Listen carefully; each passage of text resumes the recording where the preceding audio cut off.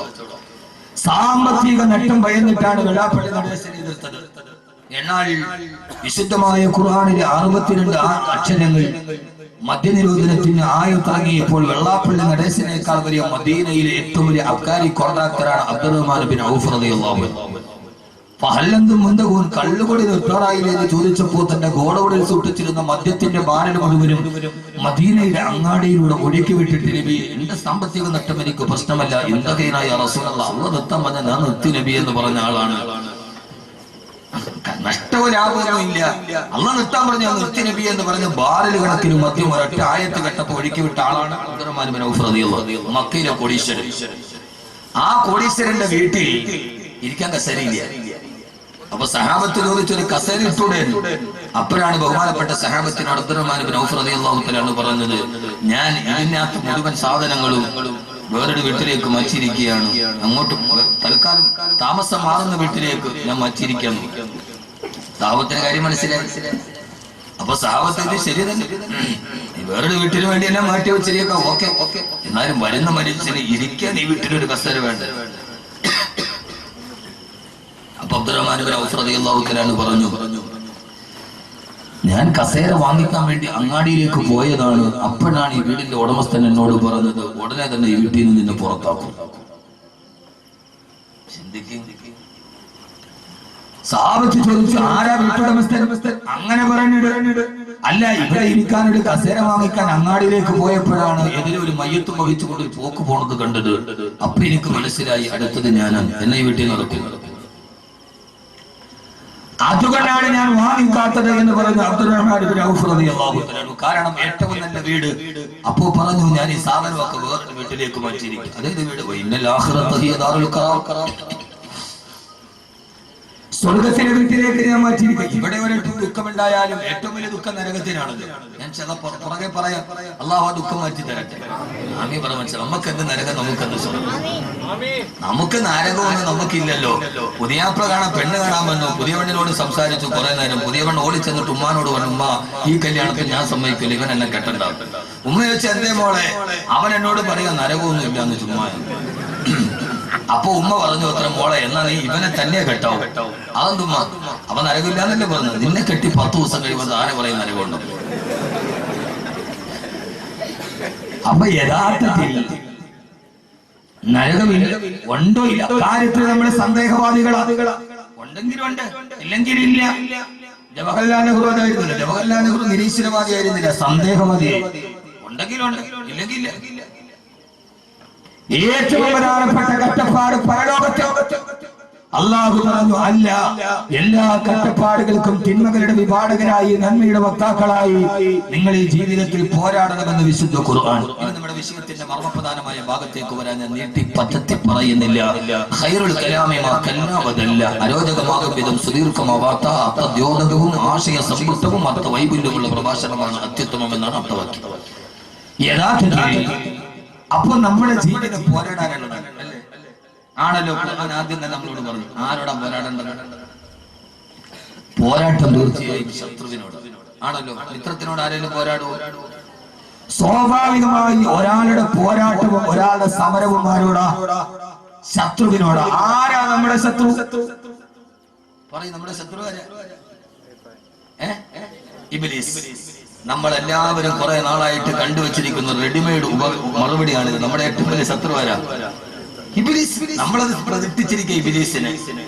വ്യഭിചരിച്ച് വന്നവനോട് ചോദിച്ചാൽ എന്നാലും ചെയ്തിട്ട് അതാണ് ഞാൻ ചെയ്യണോ തീരുമാനിച്ച. ആ സമയത്ത് ഇബ്ലീസ് ചതിച്ചതാരാ? കള്ളു കുടിച്ചവനോട് എന്തേ കള്ളു കുടിച്ചത്? ഞാൻ കുടിക്കാൻ പോയതല്ല. പക്ഷേ ആ സമയത്ത് ആ ലേനത്താക്കപ്പെട്ടവൻ എന്നെ ചതിച്ചു. ഇവൻ കുടിച്ചതിൽ ഇവന് പങ്കുണ്ടോ? ഉണ്ടോ? നമ്മൾ പ്രതിഷ്ഠാസ്ഥാനത്ത് വെച്ച ഒരു സ്വാഭാവിക ശത്രുവാണ് ഇബ്ലീസ്. ആന്റി ക്ലോക്ക് വൈസ് ഘടികാരത്തിന്റെ സൂര്യൻ പുറകോട്ട് കറക്കുകയാണ് ഞാൻ എന്റെ പ്രഭാഷണത്തിൽ. യഥാർത്ഥത്തിൽ ഏറ്റവും പ്രധാനപ്പെട്ട ശത്രു ഇബ്ലീസ് ആണോ? അല്ല. പിന്നെ ആരാ? ആദ്യത്തെ ശത്രു നമ്മളാണ്. ശത്രുവിനെ കാണണമെങ്കിൽ വീട്ടിൽ പോയിട്ട് കണ്ണാടി നോക്കി. ആദ്യത്തെ ശത്രുവാരാ? ഏറ്റവും വലിയ പോരാട്ടമാരോടാ? ഏറ്റവും വലിയ പോരാട്ടമാരോടാണ് പറയണമെങ്കിൽ അല്ലാഹുവിന്റെ പ്രവാചകൻ നബി മുഹമ്മദ് മുസ്തഫ പോരാ ആദരവായ പ്രവാചകൻ നബി മുഹമ്മദ് മുസ്തഫ സല്ലല്ലാഹു അലൈഹി വസല്ലമയെ സഹാബത്ത് യുദ്ധം കഴിഞ്ഞ് കൈകാലുകൾ മുഴുവൻ മുറിവേറ്റ് രക്തം മുഴുവൻ തടം തല്ലിയാത്തൊടുകി പച്ചമാംസത്തിൽ മുറിവേറ്റ് ശരീരവുമായി സഹാബത്തുകളുടെ വീട്ടിലേക്ക് തിരിച്ചു പോവുകയാ. മാസങ്ങളായി പരിശുദ്ധമായ ദീനിന്റെ നിലനിൽപ്പിന് വേണ്ടി ജിഹാദിന്റെ പടനിലങ്ങളിൽ യുദ്ധം ചെയ്ത് കൈകാലുകളെ വെട്ടിമുറിക്കപ്പെട്ട് വേദന സഹിക്കാൻ കഴിയാണ് മരുപ്പറമ്പിലൂടെ യാത്ര ചെയ്യവേ നടന്നു പോയ സഹാബത്ത് മുറിവ് കാലത്താൽ ക്ഷീണിച്ചുകൊണ്ട് മരുപ്പറമ്പിൽ വിശ്രമിക്കാനൊരുങ്ങുമ്പോ ആ സമയത്താണ് ലോകത്തിന്റെ നായകന്റെ മറുപടി വന്നിട്ട് സഹാബ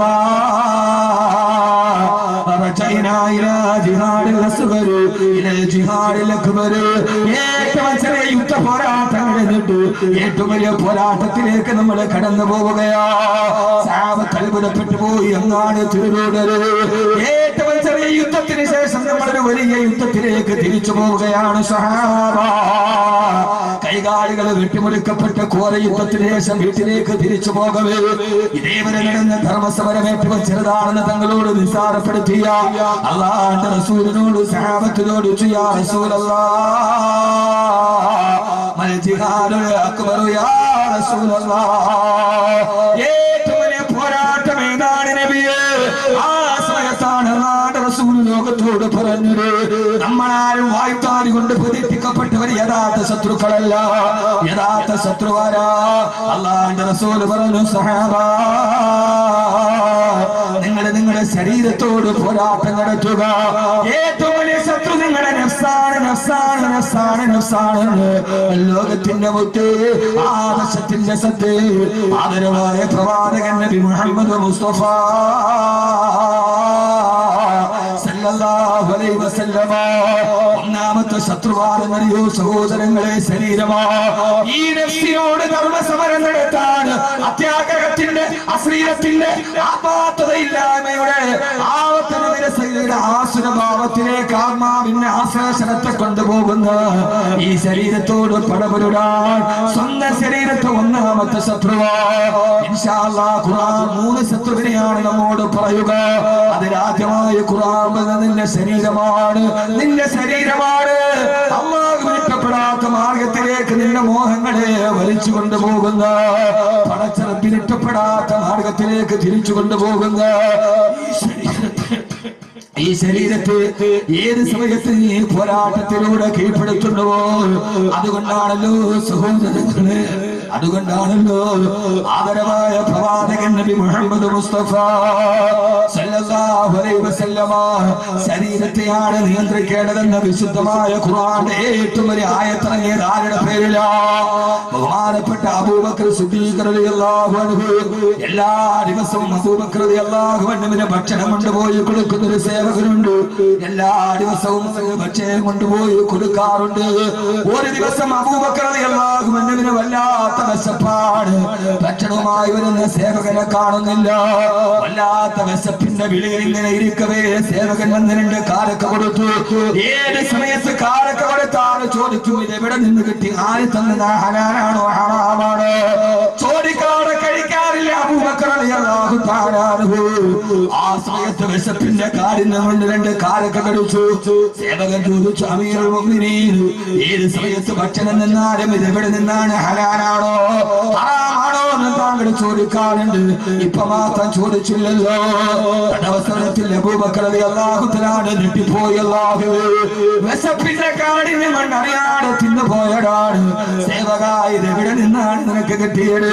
സേവകന്റെ മറുപടി ഇന്നത്തെ ദിവസം നിങ്ങൾക്ക് ഭക്ഷണം എടുക്കാനൊരു ദീർഘം എന്റെ കയ്യിൽ കിട്ടിയില്ല. അങ്ങനെ ഞാൻ പല സ്ഥലത്തോടെയും മലഞ്ഞു നടന്നിട്ടൊരു ദീർഘം കിട്ടാണ്.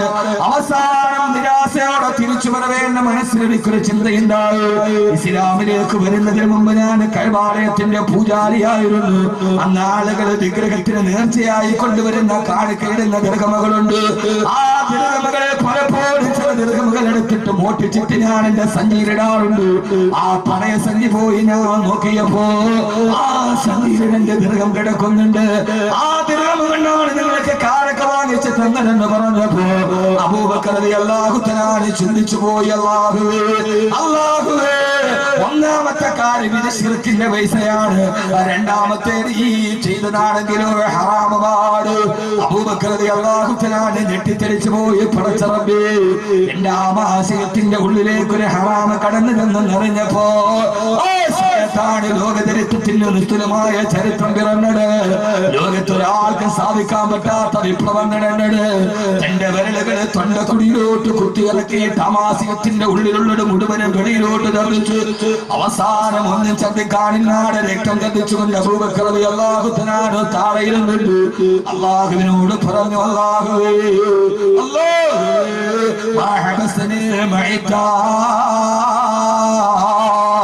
എന്റെ നഫ്സെന്നോട് ആവശ്യപ്പെട്ടപ്പോ വിശപ്പ് കൊണ്ട് എന്റെ കാലൊക്കെ നിന്ന് പോയി. അത് നിശ്ചിതമാണെന്നറിഞ്ഞപ്പോ കഴിയുന്നിടത്തോളം അബൂബക്കർ വെളിയിലേക്ക് ഛർദ്ദിച്ചിട്ടുണ്ട്. അല്ലാഹുവേ,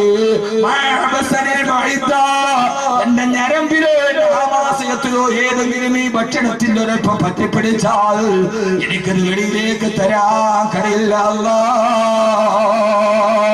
എന്റെ പ്രിയപ്പെട്ട സഹോദരങ്ങളെ, തന്നെ വിശപ്പിന്റെ സമയത്ത് ചോദിച്ചപ്പോൾ എന്റെ കാലൊക്കെ എന്നതിന്റെ പേര് ആ സമയത്ത് മദീനയിൽ നിന്നിട്ട് രക്തം വെളിയിലോട്ട് വരികയാ. പൊട്ടിക്കരയുമ്പോഴാണ് ആ സമയത്താണ് നഫ്സിനെ കുറിച്ചുള്ള ഏറ്റവും ആയത്തിറങ്ങിയത്. പൊട്ടിക്കരന്നുകൊണ്ട് രക്തം വെളിയിലോട്ട് വരുമ്പോ സഹാബത്ത് പറയുന്നുണ്ട്, അബൂബക്കർ റളിയല്ലാഹു തആല അൻഹു രക്തം ചതിച്ചു മരിച്ചു പോകുമോ എന്ന് ഞങ്ങൾ ഭയപ്പെട്ടു പോയി. ആ സമയത്താണ് രണ്ട് കാലൊക്കെ വയറ്റിനുള്ളിൽ പോയതിന്റെ പേര് രക്തം ഛർദ്ദിച്ചുകൊണ്ട് പൊട്ടിക്കരയുമ്പോഴാണ് അതാ ഗഗനലോകത്ത് നിന്ന് ദിവ്യബോധനത്തിന്റെ വെളിപാടുമായി റൂഹുൽ അമീൻ മലക്ക് ജിബ്രീൽ അലൈഹിസ്സലാത്തു വസ്സലാം വരുന്നത്. നബിയേ, വഅമ്മാ മൻ ഖാഫ മഖാമ റബ്ബിഹി വനഹന നഫ്സ അനിൽ ഹവാ ഫഇന്നൽ ജന്നത ഹിയൽ മഅവാ വഅമ്മാ മൻ ഖാഫ മഖാമ റബ്ബിഹി.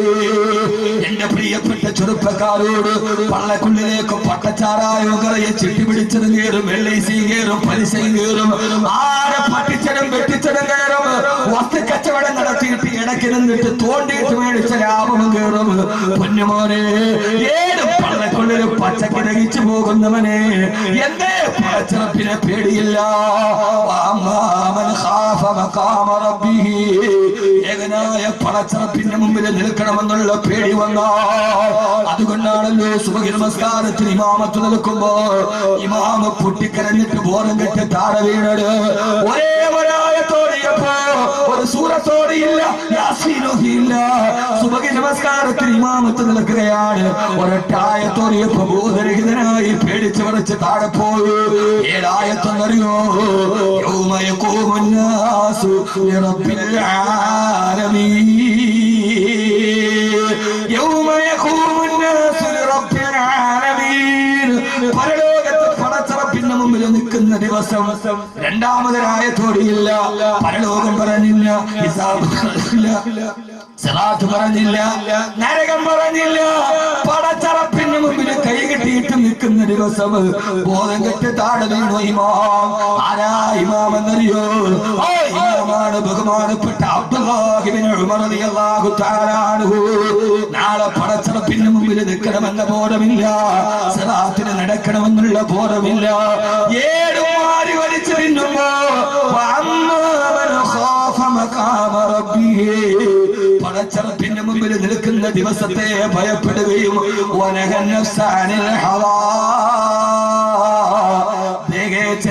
സ്വന്തം ശരീരത്തെ അതിന്റെ ഇച്ഛയിൽ നിന്ന് തടഞ്ഞു നിർത്തുകയും ചെയ്താൽ അവനാണ് സ്വർഗത്തിലേക്ക് മടങ്ങിപ്പോകുന്നതെന്ന് വിശുദ്ധ ഖുർആൻ. അല്ലാഹു ബോധം തരട്ടെ. ഇതാണ് ബോധം. ഏത് ബോധം? ഇതാണ് ബോധം. ബോധം എന്ന് പറഞ്ഞാൽ ഏത് ബോധമാ? ഈ സർക്കാരിന് 2% ഉള്ളൂ. കിട്ടിയ സമയത്ത് പരമാവധി. അതല്ല ബോധം, അത് ബോധമില്ലായ്മയാണ്. ഏറ്റവും വലിയ സുബോധം എന്റെ ഉള്ളിലിത്തിരി പോയി അത് വെളിയിലോട്ട് കളയണമില്ലെങ്കിൽ പടച്ചോനെ ആമാശയത്തിൽ പോയി ഞാൻ എന്ത് ചെയ്യും? നമുക്ക് ഏതും ലഹിക്കും. ഖുർആനിലെ ഏറ്റവും വലിയ ആയത്ത് സ്വർഗത്തിലേക്കുള്ള കുറുക്കുവഴി. സ്വർഗത്തിലേക്കുള്ള കുറുക്കുവഴി പറഞ്ഞു തരട്ടെ. സ്വർഗത്തിലേക്കുള്ള കുറുക്ക് വഴി പറഞ്ഞു തരട്ടെ. നിങ്ങൾ ഇന്ന് മനുഷ്യന്മാർ അലാവുദ്ദീൻ അത്ഭുത വിളക്ക് തരട്ടെ എന്ന് വെച്ചാൽ വേണ്ടെന്ന്. സ്വർഗത്തിലേക്കുള്ള കുറുക്ക് വഴി നമ്മൾ എപ്പോഴും കുറുക്ക് വഴിയല്ലേ നോക്കൂ. ഇപ്പൊ ഇവിടുന്ന് കൈതോടുന്ന് നേരെ നമുക്ക് പാരിപ്പള്ളിയിൽ ഇറങ്ങണം. പോണ വഴിക്ക് ഒരാൾ പറഞ്ഞു ഇതിലേ പോയാൽ 2 കിലോമീറ്റർ ലാഭമുണ്ട്, ഒരു കുറുക്ക് വഴി ഉണ്ടെന്ന്. നമ്മൾ ഇതിലേ പോകും, ഇതിലേ പോകും. ഇപ്പൊ പോണത് MA യൂസുഫലി ആണെങ്കിലും 2 കിലോമീറ്റർ കുറുക്ക് വഴി കിട്ടി 2 കിലോമീറ്റർ ലാഭം കിട്ടിയാൽ മിക്കവാറും 5 റുപ്യ ലാഭം കിട്ടും. എന്നാലും അങ്ങനെയല്ലേ പോകും, അല്ലേ ഞാൻ നേരെ വഴി കൂടെ പോകുള്ളൂ. അത് ജീവിതത്തിൽ തന്നെ ഉണ്ടായിട്ടില്ല, പിന്നല്ലേ ഇപ്പൊ റോട്ടിൽ കൂടെ ഉണ്ടാകും. അങ്ങനെ ആരും പോകില്ലല്ലോ. ആരാണെങ്കിലും കുറുക്ക് വഴി, സ്വർഗത്തിലേക്ക് ഒരൊറ്റ കുറുക്ക് വഴി പറഞ്ഞിരട്ടെ. وأما من خاف مقام ربه ونهى النفس عن الهوى فإن الجنة هي المأوى. ശരീരത്തെ പിടിച്ചെടുത്ത് ആദ്യത്തെ പോരാട്ടം ശരീരത്തിനോട്. ആദ്യത്തെ പോരാട്ടം എല്ലാ ജനുവരി മാസം തണുപ്പ്, എന്റെ ചുമ ഇതുവരെ മാറിയിട്ടില്ല. എന്നാലും ഞാൻ എന്റെ സദസ്സിനോട് നീതി പുലർത്തി. വല്ലപ്പോഴും വന്നിട്ട് നിങ്ങളോട് എനിക്ക് വയ്യ, ചുമയാ, കഫ എന്നൊക്കെ പറഞ്ഞാൽ ആളുകൾക്ക് ഉണ്ടാകുന്നൊരു വിഷമമുണ്ട്. അതുകൊണ്ട് ഞാൻ അതും മറക്കുകയാണ്. ഒന്നാമത്തെ പോരാട്ടം 3 ശത്രുവിനെയാണ് ഖുർആൻ പറഞ്ഞത്. 3 പറയുമ്പോൾ നമ്മുടെ വിഷയം ചെയ്യും. ഇത് ആര് പറഞ്ഞ ശത്രുവ? യഥാർത്ഥത്തിൽ നരേന്ദ്രമോദി നമ്മുടെ ശത്രു ഒന്നുമില്ല. നമ്മുടെ യഥാർത്ഥ ശത്രു നരേന്ദ്രമോദിയാണ്. എന്താ മനുഷ്യന്മാരങ്ങൾ ചിന്തിക്കണത്? അങ്ങനെ എനിക്ക് തോന്നുന്നുണ്ടോ? അല്ല, മോഡി വരട്ടെ, വരാതിരിക്കട്ടെ, നമുക്കെന്താ. എന്നാൽ യഥാർത്ഥത്തിൽ ഇസ്ലാം ഏറ്റവും നന്നായിട്ട് വളർന്നത് ഫിറഔന്റെ കൊട്ടാരത്തിലാണ്. ഫിറഔൻ വന്നാലേ ഇസ്ലാം വളരും. അങ്ങനെയാണ്, ഫിറഔന്റെ കൊട്ടാരത്തിലാണ് ഇസ്ലാം വളർന്നത്. മൂസയാന്ന് പറഞ്ഞിട്ട് 1000 പേരെ കൊല്ലുമ്പോ ഫിറഔന്റെ താടി പിടിച്ചിട്ട് വലിക്കുമ്പോ ഫിറഔന്റെ കൊട്ടാരത്തിലാണ് മൂസ വളർന്നത് അലൈഹിസ്സലാത്തു വസ്സലാം. അങ്ങനെയാണ് ഇസ്ലാമിന്റെ ചരിത്രം. ഒരിടത്തും വളർന്നിട്ടില്ല. ഫിറഔൻ വന്നാലേ നമ്മൾ ആരാവും? മൂസയാ. ഇപ്പൊ കേന്ദ്രമെങ്ങാനും മുസ്ലിം ലീഗ് ഭരിച്ചാൽ നമുക്ക് ഈ മോനെ ഉണ്ടാവും. എന്ത് പേടിക്കാൻ? പേരില് നമ്മളാണല്ലോ എന്ന് വിചാരിച്ചിട്ട് നമ്മളിരിക്കും. ഫിറഔൻ വന്നാലേ നമ്മൾ മുസ്ലിം ആവും. ഇപ്പൊ ആളുകൾക്ക് തോന്നാൻ തുടങ്ങിയിട്ടുണ്ട് നമ്മുടെ ഇസ്ലാം ശരിയാക്കുന്നു. അതാണ് അള്ളാഹുടെ തദ്ബീർ. അങ്ങനെ തദ്ബീരിന് അവരില്ലാതെ തക്കതിയോ. അള്ളാഹു നമ്മളെ നന്നാക്കി തരട്ടെ. മുഖം നന്നാവാത്തതിന് കണ്ണാടി എറിഞ്ഞെടുത്തിട്ട് കാര്യം. അവര് വന്നു വരാത്തതെന്നുള്ളല്ല, നമ്മളിപ്പോഴും പിറ കണ്ടാൽ തന്നെ ഒരുത്തം കണ്ടാ മറ്റൊരുത്ത അടച്ചു വെക്കും. ഞാൻ കാണൂല, എനിക്കൊന്നും വരുന്നവള് വേണ്ട. ആ രീതിയിൽ നമ്മുടെ അവസ്ഥ തോന്നിട്ടില്ല. അപ്പൊ യഥാർത്ഥത്തിൽ പ്രശ്നം ആരാ? നമ്മൾ തന്നെ. അള്ളാഹു നമ്മളെ കാത്തുരക്ഷിക്കട്ടെ. അതുകൊണ്ട് എന്റെ പ്രിയപ്പെട്ട സഹോദരിമാരെ, നമുക്ക് എല്ലാം നമുക്ക് ദഹിക്കും. ചിട്ടിപ്പൈസ ആണെങ്കിലും കുഴപ്പമില്ല, LIC ആണെങ്കിലും കുഴപ്പമില്ല, ഏത് ഹറാമാണെങ്കിലും നമുക്ക് പ്രശ്നമില്ല. അതൊക്കെ നമുക്ക് ശരീരത്തിന്റെ ഉള്ളിൽ ഒന്നാമത്തെ പോരാട്ടം ഈ ശരീരത്തോട് നടത്തണം. അള്ളാഹുവേ, നിനക്ക് ഇഷ്ടപ്പെട്ടത് എന്റെ ശരീരത്തിന്റെ ഉള്ളിൽ പോകാവൂ എന്ന് നമ്മൾ തീരുമാനിക്കണം. നാളെ സ്വർഗ്ഗത്തിൽ ഒരു ദരജയുണ്ട്. 3 പേർക്ക് എന്താണ് ആ ദരജ കിട്ടുകയില്ല. പറഞ്ഞിരട്ടെ, ആണുങ്ങളോട് ഇങ്ങോട്ട് നോക്കും മോനെ. ആദരവായ പ്രവാചകൻ നബി മുഹമ്മദ് മുസ്തഫ സല്ലല്ലാഹു അലൈഹി വസല്ലം പറയുകയാണ്, പരലോകത്ത് 3 ദരജകളുണ്ട് സ്വർഗ്ഗത്തിൽ. ആ ദരജ 3 ആളുകൾക്കല്ലാതെ 4ാമത് ഒരാൾക്ക് കിട്ടില്ല. ഒന്നാമത്തെ ആൾ റഹ്മിന് വസൂൽ, കുടുംബ ബന്ധങ്ങളെ ചേർക്കുന്ന ആൾ. സഹോദരൻ പിണങ്ങിപ്പോയി, വാപ്പ പിണങ്ങിപ്പോയി, പെങ്ങൾ പിണങ്ങിപ്പോയി, ആ പിണക്കത്തിന്റെ വാദത്തിൽ നിൽക്കുന്നവരല്ല. അതിർത്തി തർക്കത്തിന്റെ പേരിൽ ആങ്ങൾ പെങ്ങന്മാരും വാപ്പയും മക്കളും മിണ്ടാതിരിക്കലല്ല. കുടുംബ ബന്ധങ്ങളെ ചേർക്കുന്നവര് അവനാണ് സ്വർഗത്തിലെ ഏറ്റവും വലിയ ദറജ. മറ്റൊരാൾക്ക് കിട്ടില്ല. അല്ലാഹു ബന്ധങ്ങളെ ചേർക്കാൻ തൗഫീഖ് നൽകട്ടെ. നമ്മൾ ബന്ധങ്ങളെ ചേർക്കാൻ 1 2 നമുക്ക് ബന്ധം വലുതാണ്. ബന്ധം ചേർക്കാത്തവർ സ്വർഗത്തിലെത്തൂല. തഴമ്പുണ്ടായിട്ട് കാര്യമില്ല. തഴമ്പ് തക്കവയുടെ അടയാളമല്ലല്ലോ. തഴമ്പ് പാർക്കില്ലാത്തത് നമ്മുടെ നാട്ടിൽ ബാംഗ്ലൂരിൽ ഒരുമാതിരി പാവുണ്ടോ എന്ന് പള്ളിയിൽ ഇട്ടിട്ടുണ്ട്. ഒരു 27 അവന് പോയ പിറ്റേ ദിവസം തഴമ്പ് ഉറപ്പാണ്. അത് അതിന്റെ അടയാളമല്ല. ഹൃദയബന്ധം ചേർക്കുക, കുടുംബ ബന്ധം ചേർക്കുക. രണ്ടാമത്തെ അല്ലാഹുവിന്റെ പ്രവാചകൻ നബി മുഹമ്മദ് മുസ്തഫ സല്ലല്ലാഹു അലൈഹി വസല്ലം പറയുകയാ, കേൾക്കാനൊക്കെ ഓരോരുത്തരോടും രാവിലെ മുതൽ വൈകുന്നേരം വരെ അങ്ങാടി അങ്ങാടി കടയിൽ പോയി പാറക്കോറിൽ പോയിട്ട് കരിങ്കല്ല് ചുമന്നിട്ട് വൈകുന്നേരം ഭാര്യ മക്കൾക്ക് ചോറ് കൊടുക്കുന്നവരെ, അങ്ങനെ പരവൂര് പോയിട്ട് ചപ്പത്തിച്ചാള എടുത്തു കൊണ്ടുവന്ന് തലയിൽ ചുമന്നിട്ട് വൈകുന്നേരം വരെ അധ്വാനിക്കുന്നവരെ, അല്ലാഹുവിന്റെ റസൂല് പറയാനാണ് പരലോകത്ത് ചെല്ലുമ്പോ ഒരു പ്രതിഫലം നിനക്കുള്ളത് മറ്റൊരാൾക്ക് കിട്ടില്ല. അതാരെന്നറിയോ?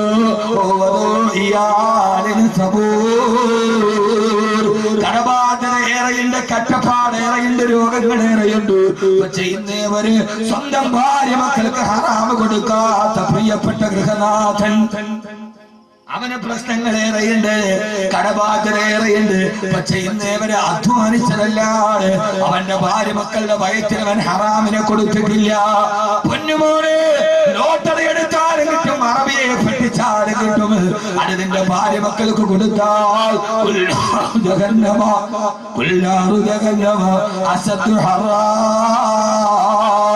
കത്തിക്കാളുന്ന നരകത്തെ നീ എന്തുകൊണ്ട് ഭയക്കുന്നില്ലെന്ന് വിശുദ്ധ ഖുർആൻ. അതുകൊണ്ട് ശരീരത്തിന്റെ മോഹത്തിന്റെ പുറകെ പോകരുത്. രണ്ടാമത്തെ ആൾ തന്റെ ഭാര്യക്കും മക്കൾക്കും ഒരു ഹറാമും അള്ളാഹു നമ്മളോട് എത്തിക്കട്ടെ. മോനെ, വലിയ ഇബാദത്തൊക്കെ കുറവാണെങ്കിലും ജീവിതത്തിൽ ചില മൂല്യങ്ങളുണ്ട്. ആ മൂല്യങ്ങൾ പിടിച്ചാൽ സ്വർഗത്തിലെത്താൻ വലിയ ബുദ്ധിമുട്ടൊന്നുമില്ല. നമ്മുടെ ശരീരത്തിന്റെ പകുതി ഉടനെ സ്വർഗത്തിലെത്തിക്കാൻ ഒരു വഴിയാൻ പറഞ്ഞത് അതരട്ടെ. ഈ സാധനത്തെ സൂക്ഷിച്ചാൽ മതി. ഇത് നോക്കുമ്പോൾ ഇത് സൂക്ഷിച്ചാൽ നമ്മുടെ ഉടലിന്റെ പകുതി സ്വർഗത്തിൽ പോകും. ബാക്കി ഉടലിന്റെ പകുതി പിന്നെ നിസ്കാരം മുമ്പോട്ട് കൊണ്ടുപോകും. ഇനി പകുതി ഉടല് കയറിയാൽ തന്നെ അതിനെ അതോടെ വെളിയിലാക്കുന്നത് ഈ സാധനമാണ്. ഇതിനെ അങ്ങോട്ട് സൂക്ഷിച്ചാൽ അതാ നബിതങ്ങൾ പറഞ്ഞത്, രണ്ട് കാര്യം എനിക്ക് ജാമ്യം തന്നാൽ നിങ്ങൾക്ക് ഞാൻ സ്വർഗത്തിന് ജാമ്യം നൽകും. ഒന്ന് നിങ്ങളുടെ നാക്ക്, മറ്റൊന്ന് നിങ്ങളുടെ മുഖ്യസ്ഥാനം. യഥാർത്ഥത്തിൽ എനിക്ക് തോന്നാറുണ്ട്, ഈ ഹദീസുകൾ കേട്ടില്ല, രണ്ട് കാര്യത്തിൽ നിങ്ങൾ എനിക്ക് ജാമ്യം നൽകിയാൽ നിങ്ങൾക്ക് ഞാൻ സ്വർഗത്തിന് ജാമ്യം നൽകാൻ പരലോകത്ത്. ഒന്ന് നാക്ക്, രണ്ട് മുഖ്യസ്ഥാനം. നാക്കും മുഖ്യസ്ഥാനവും തമ്മിലുള്ള ബന്ധം എന്താ? രണ്ടവയവാണല്ലോ ലഭ്യങ്ങൾ. ഇത് തമ്മിലുള്ള ബന്ധം എന്താ? ചിന്തിക്കും മനുഷ്യന്മാരെ, ചിന്തിച്ചാലല്ലേ വല്ലതും കിട്ടൂ. ഈ ഹദീസ് മൊബൈൽ ഫോണിനെ കുറിച്ചിട്ടാണ്. ഈ ഹദീസ് നമുക്കെന്താ അങ്ങനെ ഹംല ചെയ്തുകൂടാ? ഇതിപ്പോ ബുഖാരിയിലോ മുസ്ലിമിലോ ഉണ്ടോ എന്ന് വെച്ചാൽ ഇല്ല. ഇത് മൊബൈൽ ഫോണിനെ കുറിച്ചിട്ടുള്ള ഹദീസാണ്. മിസ്കോള് വരിക, സംസാരിക്കുക, വരിക. 17 വയസ്സുകാരുണ്ടവിടെ 35 വയസ്സായി പോകും. അതാണ് നാക്കും മുഖ്യസ്ഥാനവും തമ്മിലുള്ള അർത്ഥത്തിൽ. അങ്ങനെ ആവാമല്ലോ, പണ്ഡിതന്മാര് ധാരാളം അല്ലേ, അങ്ങനെ ആവാമല്ലോ. യഥാർത്ഥത്തിൽ അതിലൂടെ രണ്ട് കാര്യം. അതുകൊണ്ടാണ് അള്ളാഹു സ്വർഗത്തിലെത്തി അള്ളാഹു എത്തിച്ചു തരുമാറാകട്ടെ. മൂന്നാമത്തെ ആൾ നമ്മുടെ വിഷയമായിട്ട് ബന്ധമില്ല, പറയണു. മൂന്നാമത്തെ ആൾ, അവന് നല്ല സമ്പത്തുള്ള സമയത്ത് നമ്മൾ അവന്റെ അടുക്കൽ പോയി അവൻ നമ്മളെ ആട്ടി ഓടിച്ചു. പിന്നീട് അവൻ പാപ്പരായി, ആ സമ്പത്ത് നമ്മുടെ കയ്യിൽ വന്നു. അപ്പോൾ അങ്ങോട്ട് ചെന്നിട്ട് അവനെ സഹായിക്കുന്നു. അതെല്ലാവർക്കും പറ്റൂല. ഇതാണ് ഇസ്ലാമിന്റെ സൗന്ദര്യം. അവൻ അന്ന് എന്നെ ഓടിച്ചവനാണെന്നില്ല, അന്ന് അവൻ കയ്യിലുണ്ട്, നമ്മൾ പോയപ്പോ അവൻ ആട്ടി ഓടിച്ചു. ഇപ്പോ നമ്മുടെ കയ്യിലുണ്ട്, അപ്പോ അവൻ ഗതികേടിലാണ്. അപ്പൊ അവൻ അങ്ങോട്ട് പോയിട്ട് കൊടുക്കും. സ്വർഗത്തിന് ഈ ദർജ 3 പേർക്ക്. അതുകൊണ്ട് എന്റെ പ്രിയപ്പെട്ട സഹോദരങ്ങളോട് സഹോദരിമാരോട്, ജീവിതത്തിൽ ശരീരത്തിൽ നഫ്സിനെ പിടിച്ചു കെട്ടിയവർക്കാണ്, നഫ്സിനോട് പോരാടിയവർക്കാണ് അള്ളാഹു സ്വർഗം കൊടുത്ത്. അള്ളാഹു സ്വർഗം തരട്ടെ. ഒന്നാമത്തെ ശത്രു നമ്മൾ എത്തിയിട്ടില്ല, സമയം തീരാറുപോയി. അള്ളാഹു ആ സിഫത്ത് നമുക്ക് നൽകട്ടെ. എന്റെ പ്രിയപ്പെട്ട സഹോദരിമാരോട്, നഫ്സിനെ പിടിച്ചു കിട്ടിയവർക്ക് വളരെ പ്രധാനപ്പെട്ട ഒരു ഹദീസ് ഞാൻ നിങ്ങളോട് ഓർമ്മിപ്പിക്കുകയാ. ആദരവായ പ്രവാചകൻ നബി മുഹമ്മദ് മുസ്തഫ സല്ലല്ലാഹു അലൈഹി വസല്ലം പറയുകയാ, സലാസത്തുൽ 3 വിഭാഗം ആളുകൾ, സലാസത്തുൽ 3 വിഭാഗം ആളുകൾ, ലാ യൻദുറുല്ലാഹു ഇലൈഹിം യൗമൽ ഖിയാമ. നാളെ പരലോകത്തവരെ പടച്ചറപ്പിന് മുമ്പിൽ പോകുമ്പോൾ അല്ലാഹുവിന്റെ മുഖത്തേക്ക് നോക്കുകയില്ല. വലാ യദ്ഖുലൂനൽ ജന്ന ഹത്താ യലിജൽ ജമലു ഫീ സമ്മിൽ ഖിയാ. സൂര്യക്കൊടയിലൂടെ ഒട്ടകം അതിന്റെ മറുകര കടന്നാലും ഇവര് സ്വർഗത്തിൽ പോകുന്ന പ്രശ്നമേ ഇല്ല. വളരെ ഭയാനകരമായ ഹദീസാണ്. പ്രത്യേകിച്ച് എന്റെ പ്രിയപ്പെട്ട സഹോദരിമാരോട്, എന്റെ പ്രിയപ്പെട്ട സഹോദരിമാരോട്, ഈ ശരീരത്തിന്റെ ആട്ടത്തോട് വിട പറയുക. ഈ ശരീരം ശരീരത്തിന്റെ മോഹത്തോട് വിട പറയുക. ഏറ്റവും വലിയ ശരീരത്തിന്റെ മോഹത്തിന്റെ പുറകെ പോകല്ല പെങ്ങള്. ഔറത്ത് മറക്കാതെ നടക്കല്ല പെങ്ങള്. പച്ച പരിഷ്കാരിയുടെ ജീവിതം നമ്മുടെ ജീവിതത്തിൽ വരല്ല പെങ്ങള്. അല്ലാഹുവിന്റെ റസൂല് പറയാ, 3 വിഭാഗം ആളുകൾ നാളെ പരലോകത്ത് ചെന്നാൽ പടച്ചറപ്പവന്റെ മുഖത്ത് നോക്കില്ല. സൂചിക്കുടയിലൂടെ ഒട്ടകം അപ്പുറത്ത് പോയാലും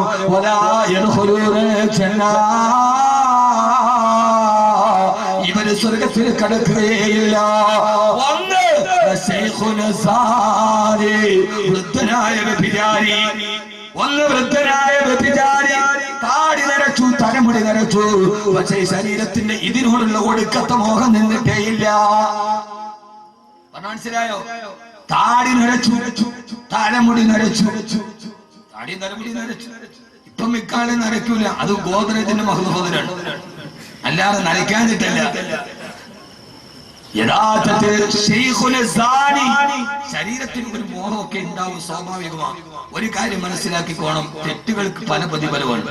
ഒരാൾ വിവാഹത്തിന് മുമ്പേ തെറ്റ് ചെയ്താലുള്ള ശിക്ഷയല്ല വിവാഹം കഴിഞ്ഞ് തെറ്റ് ചെയ്താൽ ഇരട്ടിയാണ്. 40 വിവാഹം കഴിഞ്ഞ് തെറ്റ് ചെയ്താൽ, 40 വയസ്സ് വരെ തെറ്റ് ചെയ്താൽ 3 ഇരട്ടി. ഒരാൾ 40 കഴിഞ്ഞിട്ട് തെറ്റ് നിർത്തിയില്ല, 4 ഇരട്ടി ശിക്ഷ. 60 കഴിഞ്ഞിട്ട് നന്നായില്ലെങ്കിൽ പിന്നെ അവന്റെ കാര്യം പോക്കാം. ഓരോ പ്രായത്തിന്റെ ശിക്ഷ ഓരോ ശിക്ഷ. 60 ആകുമ്പോ അവന്റെ ഈ ശരീരത്തിന് മോഹം നഫ്സ് എന്താ പറയാ, ഈ മോഹത്തിന് അവൻ കടിഞ്ഞാണിട്ടിട്ടില്ല. രണ്ടാമത്തെ പറയട്ടെ മനുഷ്യന്മാരെ, 2, 3. രണ്ടാമത്തേത് പെണ്ണ് കേൾക്കാം, മൂന്നാമത്തേത് ആണ് കേൾക്കാം. ഇത് പറയാതിരിക്കാൻ തരമില്ല. 2. രണ്ടാമത്തേത് മറ്റാരുമല്ല, പുരുഷവേഷം ധരിച്ച പെണ്ണ്. പുരുഷവേഷം ധരിച്ച പെണ്ണ്. പുരുഷവേഷം ധരിച്ച പെണ്ണ് ഇന്ന് നിസ്കാരത്തരമ്പുള്ള ഹാദിയാരുടെയും നാട്ടുപ്രമാണിയുടെയും 17 തികഞ്ഞ പെൺമക്കൾ കോളേജിൽ പോകുന്നത് ജീൻസ് ടീഷർട്ടും ഇട്ടിട്ടാ. യഥാർത്ഥത്തിൽ ഇത് പുരുഷന്റെ വേഷമാ. വാപ്പാക്ക് തഴമ്പിന് കുറവില്ല, വാപ്പാക്ക് ഏറ്റവും വലിയ പ്രതിപത്തിക്ക് കുറവില്ല. അവന്റെ പെൺമക്കൾ ഇറച്ചിക്കടയിലെ പോത്തിന്റെ കാല് തൂക്കിയിട്ടിന് മാറി ഇറച്ചി കച്ചവടത്തിന് പോകുന്ന പെൺമക്കൾ എന്റെ ഭാഷ കടുത്തു പോയാൽ നിങ്ങൾ പുറമനൊന്നുമാക്കണം. പണ്ടൊക്കെ മലബാറിൽ കണ്ട അതേ അവസ്ഥ നമ്മുടെ നാട്ടിലേക്ക് വരികയാ. ഓരോ കല്യാണത്തിന് ഓഡിറ്റോറിയത്തിന് പോകുമ്പോ വിവാഹച്ചന്തയിൽ മാത്സര്യ ബുദ്ധിയോടെ കോടികൾ എറിഞ്ഞ് പകിട കളിക്കുന്ന സമുദായത്തിന്റെ ആർഭാട കല്യാണത്തിന്റെ നടുവിൽ തെറ്റുമിട്ട് ഈ പെൺമക്കൾ മുഴുവനും അടിഞ്ഞാടുമ്പോ പൊന്നുമോളെ, നാളെ പരലോകത്ത് നീ പോയി നിൽക്കുമ്പോ പടച്ചറപ്പ് നിന്റെ മുഖത്തേക്ക് നോക്കുകയില്ല. അല്ലാഹു അവരോട് സംസാരിക്കില്ല. പടച്ചറപ്പ് അവരെ മുറന്നു കളയുമെന്ന്. എന്ന് മാത്രമല്ല, നീ സ്വർഗത്തിലേക്ക് കടക്കില്ല. 1, 2 പുരുഷവേഷം ധരിച്ച പെണ്ണ്. അല്ലാഹു ബോധം തരട്ടെ. നോക്ക് മനുഷ്യന്മാരെ, അല്ലാഹു ബോധം തരട്ടെ. ഏതാണ് പുരുഷന്റെ വേഷം? ഇപ്പൊ നമ്മുടെ പെണ്ണുങ്ങളുടെ ഒരു വേഷമുണ്ട്. പറയാതിരിക്കുന്ന നിവർത്തിയില്ല. നിങ്ങൾക്ക് എന്നെ തുറച്ചു നോക്കേണ്ട ഒരു കാര്യമില്ല. എന്നെ തുറഞ്ഞു നോക്കണ്ട, പറഞ്ഞു തന്നെ പറയാനല്ലോ. ഇപ്പൊ ഒരു സൈസ് വേഷമുണ്ട് നമ്മുടെ പെണ്ണുങ്ങൾക്ക്. അതൊരുമാതിരി ബനിയൻ ടൈപ്പ് വസ്ത്രമാണ്. അത് കാലോട്ട് നമ്മൾ വെക്കിയിട്ടാ മതി. എന്താ അതിന്റെ പേരെന്താ? കഷ്ട മുത്തക്കിങ്ങൾ അറിഞ്ഞൂടാ, പാവങ്ങൾ. നിങ്ങൾ ഇതിന് ഉടനോടെ സ്വർഗത്തില. ഇനിയിപ്പോ നിങ്ങൾക്ക് എന്തിനാ വാദം പറയുന്നത്? നിങ്ങൾ അത്രയും വലിയ മുത്തക്കിങ്ങൾ ആരാ ഉള്ളത്? ഒരു ബനിയന്റെ വസ്ത്രം, ബനിയൻ പാന്റ് അതങ്ങോട്ട് കയറിയിട്ടിട്ടാൽ നമ്മുടെ ഇറച്ചിക്കടയിലൊക്കെ പോത്തിന്റെ കാല് തൂക്കിയിട്ടത് മാതിരി അവളുടെ തൊടയുടെയും കാലിന്റെയും വടിവതേ പിടിവാണ്. എന്റെ പേരെന്താ?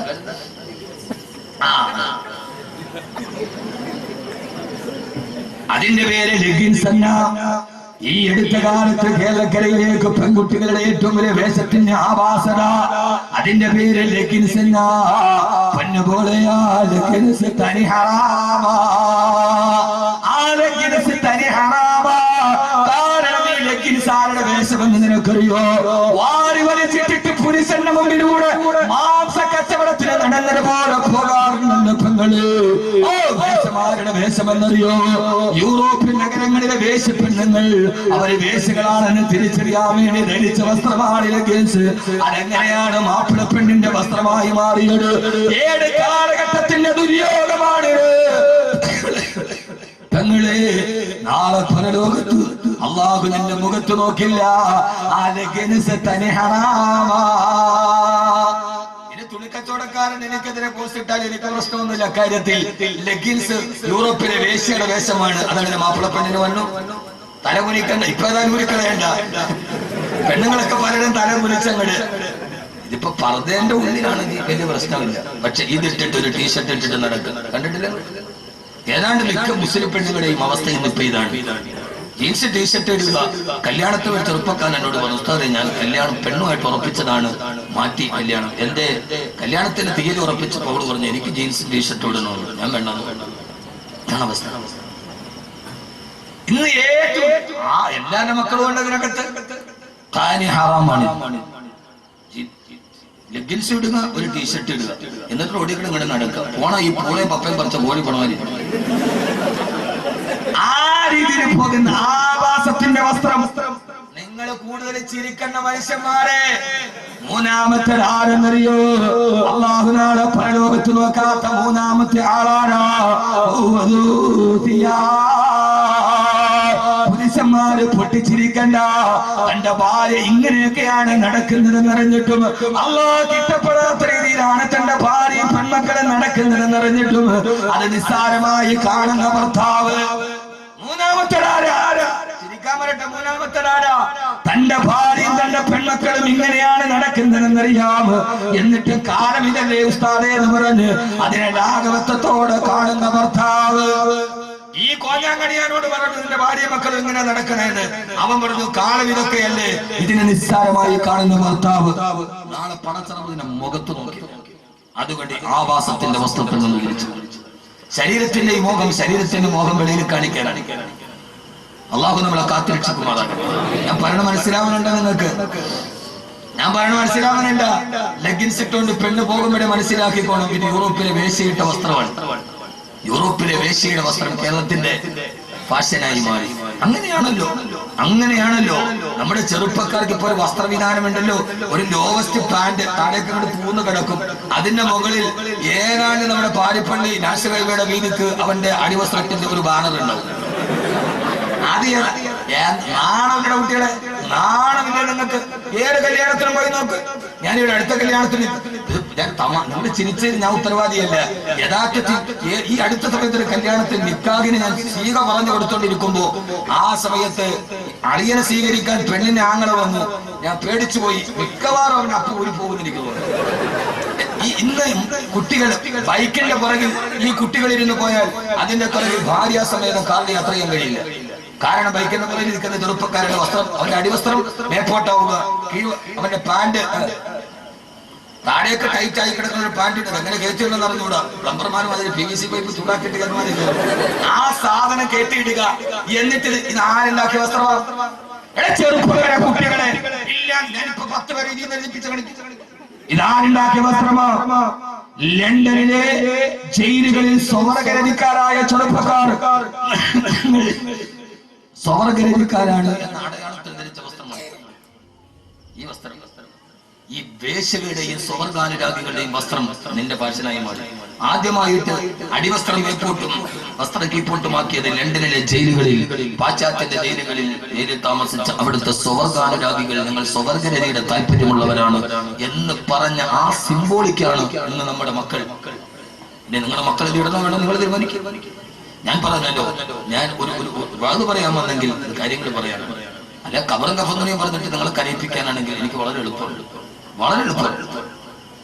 അത് കേട്ടിട്ട് കരയാൻ നമ്മുടെ കൽബിന് കഴിയാത്തതാണ് എങ്ങനെയായി. അതുകൊണ്ട് ചെറുപ്പക്കാരെ, നിങ്ങൾ കേൾക്കുന്നവരെങ്കിലും ഈ ആവാസത്തിന്റെ വസ്ത്രത്തിൽ പിന്മാറും. ഇതൊക്കെ ശരീരത്തിന് ഒരുമാതിരി മോഹമാണ്. ആദ്യത്തെ പോരാട്ടം ശരീരത്തിന്. അല്ലാഹു നമുക്ക് ആ ബോധം നൽകുമാറാകട്ടെ. വളരെ പ്രധാനപ്പെട്ട 3 പറഞ്ഞിട്ടല്ലേ പോകാൻ പറ്റില്ല. വിഷയം തീരില്ല. എത്ര മണിക്കാ മോനെ അവസാനിക്കുക? എത്ര? 1 മണി സുബഹിക്ക്. 10-ാമത്തെ ആയിക്കോട്ടെ.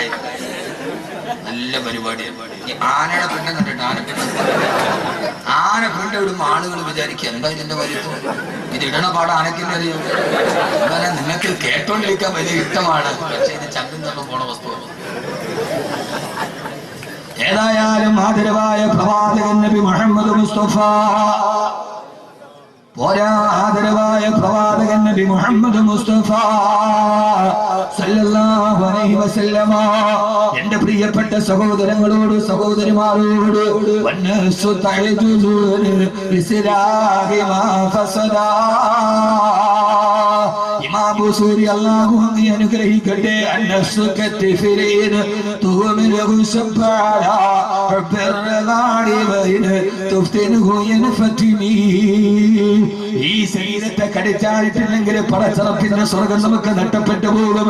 ആ സ്വർഗത്തിന്റെ കവാടം നമ്മുടെ മുമ്പിൽ നഷ്ടപ്പെട്ടു പോകും. എന്റെ പ്രിയപ്പെട്ട ചെറുപ്പക്കാരാ, അതുകൊണ്ട് ശരീരത്തിനെതിരെ പോരാട്ടം നടത്തി ലാഭ കച്ചവടം നടത്തണം. അറിയുമല്ലോ ബഹുമാനപ്പെട്ട ആദരവായ പ്രവാചകൻ നബി മുഹമ്മദ് മുസ്തഫ സല്ലല്ലാഹു അലൈഹി വസല്ലമ അല്ലാഹുവിന്റെ റസൂൽ മദീനയിലേക്ക് ഹിജ്റ പോവുകയാ. സ്വന്തം നാടിനോടും വീടിനോടും വിട പറഞ്ഞ മദീനയിലേക്ക് അല്ലാഹുവിന്റെ റസൂൽ പോകവേ ബഹുമാനപ്പെട്ട സിനാൻ റളിയല്ലാഹു തആല ഹിജ്റ പോവാൻ തയ്യാറെടുത്ത് അല്ലാഹുവിന്റെ റസൂൽ മദീനയിലേക്ക് പോയി കഴിഞ്ഞു. മക്കയുടെ ഏറ്റവും വലിയ പരിമളം പോവുകയാണ്. പാരിജാതത്തിന്റെ പരിമളത്തെക്കാൾ സുഗന്ധം നൽകിയ ആദരവായ പ്രവാചകൻ നബി മുഹമ്മദ് മുസ്തഫ. ആദരവായ പ്രവാചകൻ നബി മുഹമ്മദ് മുസ്തഫ സല്ലല്ലാഹു അലൈഹി വസല്ലമ खेती के घर घर आकर हलीमा मेरा दिल में खैरुल वरा आ गया है. ये खेती के घर घर आकर हलीमा मेरा घर में खैरुल वरा आ गया. മദീനയുടെ മറുഭാഗത്തുള്ള പട്ടിണി വീട്ടിലുണ്ട്. മക്കത്തേക്ക് ഒരു കുട്ടിക്ക് പാല് കൊടുക്കാൻ പോയപ്പോ പട്ടിണി പാപമായ ആമിനയുടെ പൊന്നുമോനിനെ മുത്തിനെ മാറിയെടുത്ത് മടിത്തട്ടിലെത്തി മദീനയിലേക്ക് തിരിച്ചു വരവേ സ്വന്തം മടിത്തട്ടിലേക്ക് പ്രിയപ്പെട്ട പൊന്നുമോനെ മലത്തി കിടത്തി മുലപ്പാല് കൊടുക്കുമ്പോ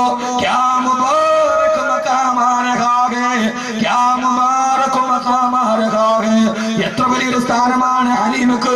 പിന്നെ ഹലീമ ചരിത്രത്തിന്റെ ഏറ്റവും വലിയ പ്രകൃതിയുടെ നായകനെ മുലയൂട്ടി വളർത്തുന്ന സഹോദരങ്ങളെ ഹലീമത്തെ സരിയാണ് മടിയിൽ കിടന്ന് മുലയൂട്ടുമ്പോ ആദരവായ പ്രവാചകൻ നബി മുഹമ്മദ് മുസ്തഫ സല്ലല്ലാഹു അലൈഹി വസല്ലമ മുലകുടി പ്രായത്തിൽ പോലും ഒരേ ഒരു സ്ഥലത്ത് നിന്നല്ലാതെ പാല് കുടിച്ചിട്ടേയില്ല.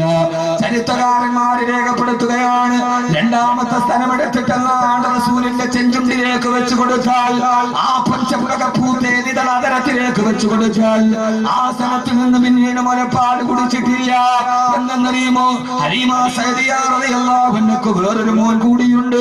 രണ്ട് സ്ഥലത്തിൽ നിന്ന് താൻ പാല് കുടിച്ചാൽ മറ്റേ കുട്ടി പട്ടിണിയാകുമല്ലോ എന്നോട്ടിട്ട് മുലപ്പാല് കുടിക്കുന്ന സമയത്ത് പോലും തന്റെ ശരീരത്തെ തന്നെ നെഫ്സിനെ പിടിച്ചു നിർത്തി ലോകത്തിന്റെ മുത്തേ ആദർശത്തിന്റെ സത്തേ ആമിനയുടെ പൊന്നുമോനെ ഫഹ്മീ വസിനി വാഖിറുദ് ഇൻഷാഅല്ലാഹ് മുഹമ്മദ് റസൂലുള്ളാഹ്. ആ പ്രവാചക പുങ്കവരുടെ പരിശുദ്ധിയുടെ പ്രബന്ധത്തിന്റെ തിരുപ്പിറവിയുടെ ആഭരണങ്ങൾ പാടിപ്പകത്തുന്ന ഒരു റബീന്റെ പൊന്നം പിടിത്തിങ്കൽ കളയിൽ അല്ലാഹുവിന്റെ റസൂലിന്റെ ഏത് പറഞ്ഞിട്ടാണ് മധു പറഞ്ഞു മുടിയുമോ? സുജായി പറഞ്ഞതുപോലെ മദനമന മുടി അടകും നബിയുടെ മധുകുമുര ചെയ്തു മുടിയുമോ? മദനമന മുടി അടകും നബിയുടെ മധുകുമുര ചെയ്തു മുടിയുമോ? ഈ പ്രവാചകന്റെ പരിമളങ്ങൾ പാരിജാതത്തിന്റെ പരിമളത്തെക്കാൾ വലിയ ഈ പരിശുദ്ധിയുടെ പരിപാലനത്തെ ഞാൻ എങ്ങനെയാണ് പറഞ്ഞു അവസാനിപ്പിക്കുക? മദീനയിലേക്ക് പാരായണം ചെയ്തു പോകവേ സിനാൻ റളിയല്ലാഹു തആല തന്റെ ഒട്ടകപ്പുറത്ത് കടന്നു വന്നു മുത്തിന്റെ പുറകെ പോകാൻ മക്കാ ഖുറൈശികൾ പിടിച്ചു നിർത്തിയിട്ട് പറഞ്ഞു, സിനാനെ ഞാനുണ്ട്. മുത്തിന്റെ പുറകെ പോവുകയാണ് മദീനയിലേക്ക്. ആ സമയത്ത് സിനാനെ പിടിച്ചു തെറ്റിയ സിനാൻ, ഈ നിന്റെ സമ്പാദ്യം മുഴുവനും ഈ മക്കയിൽ വന്നിട്ട് നീ സമ്പാദിച്ചതാണ്, അതുകൊണ്ട് ഈ സമ്പാദ്യം മുഴുവനും മക്കയിൽ ഉപേക്ഷിച്ചിട്ട് പോയിക്കൊള്ളുക. സഹോദരങ്ങള്, ശരീരത്തിന്റെ ഏറ്റവും വലിയ മോഹം പണത്തിനോടാണത്. ഒരു പുരുഷായുസ് കൊണ്ട് താൻ സമ്പാദിച്ചത് മുഴുവനും മക്കയിൽ ഉപേക്ഷിക്കാൻ പറഞ്ഞപ്പോ സിനാൻ റളിയല്ലാഹു തആല ചിന്തിച്ചത് എന്തെന്നറിയുമോ? അല്ലാഹുവിന്റെ തൃപ്തിയല്ലേ വലുത്. സമ്പാദ്യം മുഴുവനും മക്കയിലേക്ക് വലിച്ചെറിഞ്ഞു.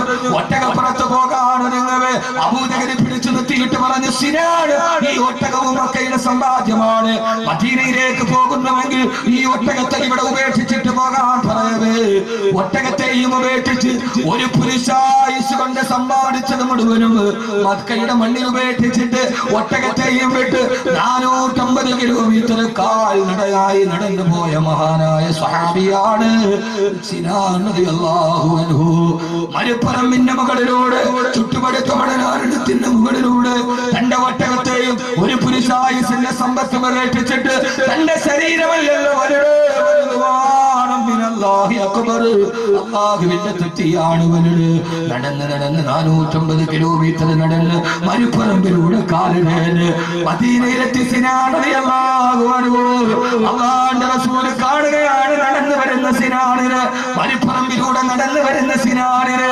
ആ സമയത്ത് പൊട്ടിക്കരഞ്ഞുകൊണ്ട് കവയത്തടത്തിലൂടെ കണ്ണുനീരെ തടം തന്നെയാ തുടങ്ങി. സിനാൻ റളിയല്ലാഹു അൻഹു അല്ലാഹുവിന്റെ റസൂലിന്റെ അടുക്കലേക്ക് ഓടി ചെല്ലുമ്പോൾ ആ സമയത്ത് അല്ലാഹുവിന്റെ റസൂൽ നബി മുഹമ്മദ് മുസ്തഫ സല്ലല്ലാഹു അലൈഹി വസല്ലം പറഞ്ഞ ഒരേ ഒരു വാക്ക് ഈ സദസ്സിന്റെ അവസാനം നിങ്ങളെ ഓർമ്മിപ്പിക്കുകയാണ്. ശരീരത്തെ പിടിച്ചു നിർത്തണേ. അല്ലാഹുവിന്റെ റസൂൽ പറഞ്ഞു, സിനാനേ, സിനാനേ, ഒരു പുരുഷായുസിന്റെ സംബന്ധം തന്റെ ഏകമാർഗമായ ഒട്ടകവും വലിച്ചെറിഞ്ഞ് അല്ലാഹുവിന്റെ റസൂലിന്റെ റിസാലത്തിന്റെ ഭൂമേനിയുടെ പുറകെ നടന്ന സിനാൻ റളിയല്ലാഹു അൻഹു പൊട്ടിക്കരഞ്ഞുകൊണ്ട് കയ്യിലൊന്നുമില്ലാതെ വരവേ അല്ലാഹുവിന്റെ റസൂൽ പറഞ്ഞു, സിനാനേ, സിനാനേ, സിനാനേ, റബിക തിജാറതുക യാ സിനാൻ. ലോക ചരിത്രത്തിൽ ഇതേപോലെ ഒരു വാക്ക് കേട്ടിട്ടില്ല. അല്ലാഹുവിന്റെ റസൂൽ പറഞ്ഞു, സിനാനേ, റബിക തിജാറതുക യാ സിനാൻ, റബിക തിജാറതുക യാ സിനാൻ. സിനാനേ, നീ ഇന്ന് ചെയ്ത കച്ചവടം നിന്റെ ജീവിതത്തിന്റെ ഏറ്റവും ലാഭകരമായ കച്ചവടമാണ് സിനാൻ. സിനാൻ റളിയല്ലാഹു തആല നെട്ടിത്തെറിച്ചു പോയ നബിയെ, ഒരു പുരുഷായുസ് കൊണ്ട് സമ്പാദിച്ചത് മുഴുവനും മക്കയിൽ വലിച്ചെറിഞ്ഞിട്ട് വെറും കൈയോടെ വരുമ്പോ എനിക്കിന്ന് നഷ്ടമാണ് നബിയേ, നഷ്ടമാണ് നബിയേ. അഖിലത്തിന്റെ സമസ്താവേ, ഇത് ഹൃദയത്തിന്റെ കണക്ക് മുട്ടുന്നവന് മനസ്സിലാവില്ല. പിന്നെങ്ങനെ എന്റെ കച്ചവടം ലാഭമാകും നബിയേ? ആ സമയത്താണ് അല്ലാഹുവിന്റെ റസൂൽ പറഞ്ഞത്, സിനാനേ, അല്ലാഹുവിന്റെ തൃപ്തിക്ക് വേണ്ടി, പടച്ചിറപ്പിന്റെ തൃപ്തിക്ക് വേണ്ടി നിന്റെ ശരീരത്തിന്റെ മോഹമായ സമ്പത്തിനെയും ഒട്ടകത്തെയും ഉപേക്ഷിച്ചിട്ട് വെറും കൈയോടെ മക്കയിൽ നിന്ന് മദീനയിലേക്ക് നീ വരാനൊരുങ്ങവേ ആകാശത്തിൽ നിന്ന് ജിബ്രീൽ വന്നു, സിനാൻ, നിന്റെ പേരിലായത്തിറങ്ങി സിനാൻ. വെറും കൈയുമായി മക്കയിൽ നിന്ന് വെളിയിലോട്ടിറങ്ങുമ്പോ നിന്റെ പേരിലായത്തിറങ്ങി സിനാൻ. എന്തേ നബിയേ? ആ സമയത്താണ് റസൂൽ ഓതി കേൾപ്പിച്ചത്, വമിനൻ നാസി മയ്യശ്രീ നഫ്സഹു ബിത്തിഗാ മർളാത്തില്ലാഹ് വല്ലാഹു റഊഫുൻ ബിൽ ഇബാദ്. വമിനൻ നാസി, ചില മനുഷ്യരുണ്ട്, അല്ലാഹു നമ്മളെ അതിനെ പിടിച്ചുമാറാകട്ടെ. എന്റെ പ്രിയപ്പെട്ട ചെറുപ്പക്കാരാ, ശപിക്കപ്പെട്ട നിഷ്ക്രിയത്വത്തിന്റെ ഇരുണ്ട ദുരിതങ്ങളുടെ ചിന്താശേഷി പണയപ്പെടുത്തി അന്ധവിശ്വാസത്തിന്റെയും വികാരാധനയും പള്ളിമേടകൾ ഉറക്കം നടച്ച് ഏതെങ്കിലും പെണ്ണുപോയി ചുംബനത്തിന് വിളിച്ചാൽ അവളുടെ പവിടാതരങ്ങൾ തന്റെ ചുണ്ടു ചേർത്ത് വെച്ചിട്ട് ജീവിതത്തിന്റെ രതിസുകരം പകരുന്ന ചുംബന സമരത്തിന്റെ ആധുനിക വറ്റാക്കലല്ല. ഒരു വിഭാഗം ചെറുപ്പക്കാരുണ്ട്, അവരേത് ചെറുപ്പക്കാരെന്നറിയോ? ചൂണ്ടിക്കാണിക്കുന്ന എതിരാളിയുടെ പള്ളയിലേക്ക് പിച്ചാത്തിപ്പിടി കുത്തിക്കയറ്റുന്ന ക്ഷുഭിത യൗവനമല്ല, പിന്നെയോ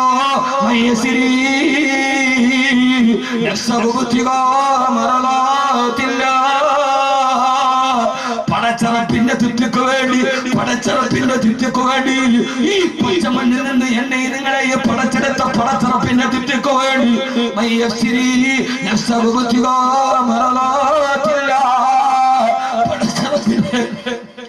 പടച്ചറപ്പിന്റെ വിദ്യക്ക് വേണ്ടി അവര് സ്വന്തം ശരീരത്തെ വിൽപ്പന നടത്തിയവരാ.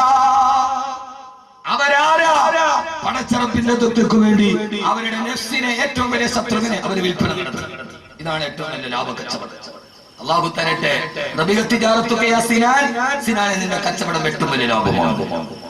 നമ്മുടെ മുമ്പിലോ നഷ്ടമാണ്.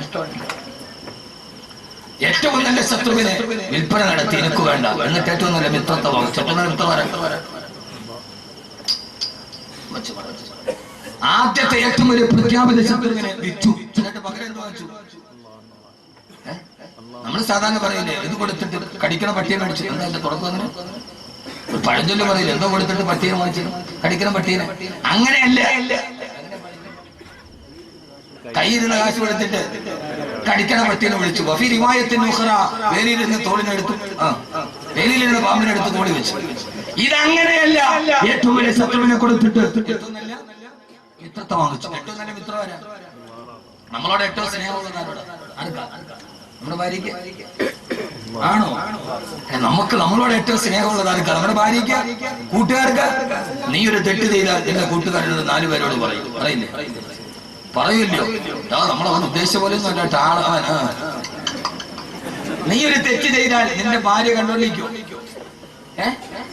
നീ ഭാര്യ ഇല്ലാത്ത സമയത്ത് വീട്ടിലെ വേലക്കാരിയുമായി കിടപ്പുറം കിട്ടും. അറിയാതെ ഭാര്യ ഇത് കാണാനിടയായി. ഭാര്യ വാതിലിന് മോളിൽ നിന്നിട്ട് അള്ളാഹു അറിയാതെയാണ് ഇതൊക്കെ സംഭവിക്കുന്നത്. ഇല്ലല്ലോ. യഥാർത്ഥത്തിൽ ആ സമയത്ത് നീ ഒരു തെറ്റ് ചെയ്താൽ നിന്റെ കൂട്ടുകാർ വിളിച്ചു പറയും. നീ ഒരു തെറ്റ് ചെയ്താൽ നിന്റെ ഭാര്യ നിന്നോട് വിളിച്ചു പറയും. പക്ഷേ ഒരു നീ തെറ്റ് ചെയ്താൽ ആദ്യം കാണുന്നടാരാ?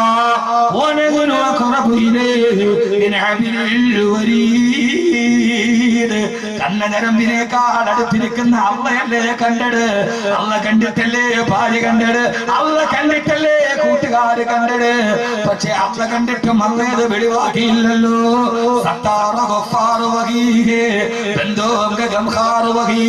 അവനാ തെറ്റിനെ ആരും അറിയാതെ മറച്ചു വെച്ചു അല്ലേ? കാരണം എന്താ? ഇന്ന റബ്ബി കരീബും വദൂദ്. എന്റെ റബ്ബ് ഏറ്റവും അടുത്തവനാണെങ്കിലും വദൂദ്, അവൻ എന്നോട് ഏറ്റവും സ്നേഹമുള്ളവനാ. വദൂദ് എന്ന് പറഞ്ഞാൽ ഏറ്റവും സ്നേഹമുള്ളവൻ. അപ്പോ ശത്രുവിനെ വിട്ടിട്ട് മിത്രത്തെ വാങ്ങിക്കും. അള്ളാഹു തൗഫീഖ് നൽകട്ടെ. അള്ളാഹു തൗഫീഖ് നൽകട്ടെ. അപ്പൊ ജീവിതത്തിന്റെ ആദ്യത്തെ ശത്രു നഫ്സ്, അതിനെ പോരാടുക. അള്ളാഹു തൗഫീഖ് നൽകട്ടെ. മനുഷ്യന്മാരെ അള്ളാഹു തൗഫീഖ് നൽകട്ടെ. അള്ളാഹു തൗഫീഖ് നൽകട്ടെ. നഫ്സിനെ ഞാനെന്റെ വിഷയം പറ്റുന്ന പോലെ അവസാനിപ്പിക്കാം. അള്ളാഹു ആ ബോധം തരട്ടെ. കാരണമേടാ ഏറ്റവും സ്നേഹമുള്ളത് അള്ളാഹുവിനാ. ഈ ശത്രുവിനെ വിട്ടാൽ കിട്ടുന്നത് മിത്രത്തെയല്ലേ? ആ മിത്രം കൂടെ ഉണ്ടെങ്കിൽ പേടിക്കുന്നത് എന്തിനാ? തലയും കുലിക്കുമെന്ന് ആനപ്പടയെ ചെറിയ ഒരു കല്ലുകൊണ്ട് ഓടിച്ചവനല്ലേ അല്ലാഹ്? അവനല്ലേ കൂടെയുള്ളത്? പിന്നെ ആരെ പേടിക്കാന്?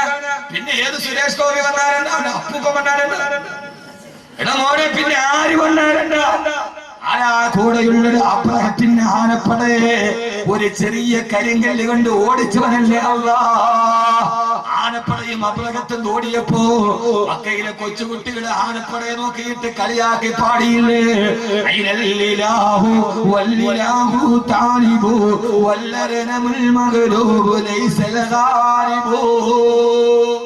ചരിത്രത്തിൽ കാണാം, അബ്രഹത്തിന്റെ ആനപ്പട ആകാശത്തൊന്ന് വെട്ടുകിളി എറിഞ്ഞ കല്ലുകൊണ്ടോടുകയാണ്.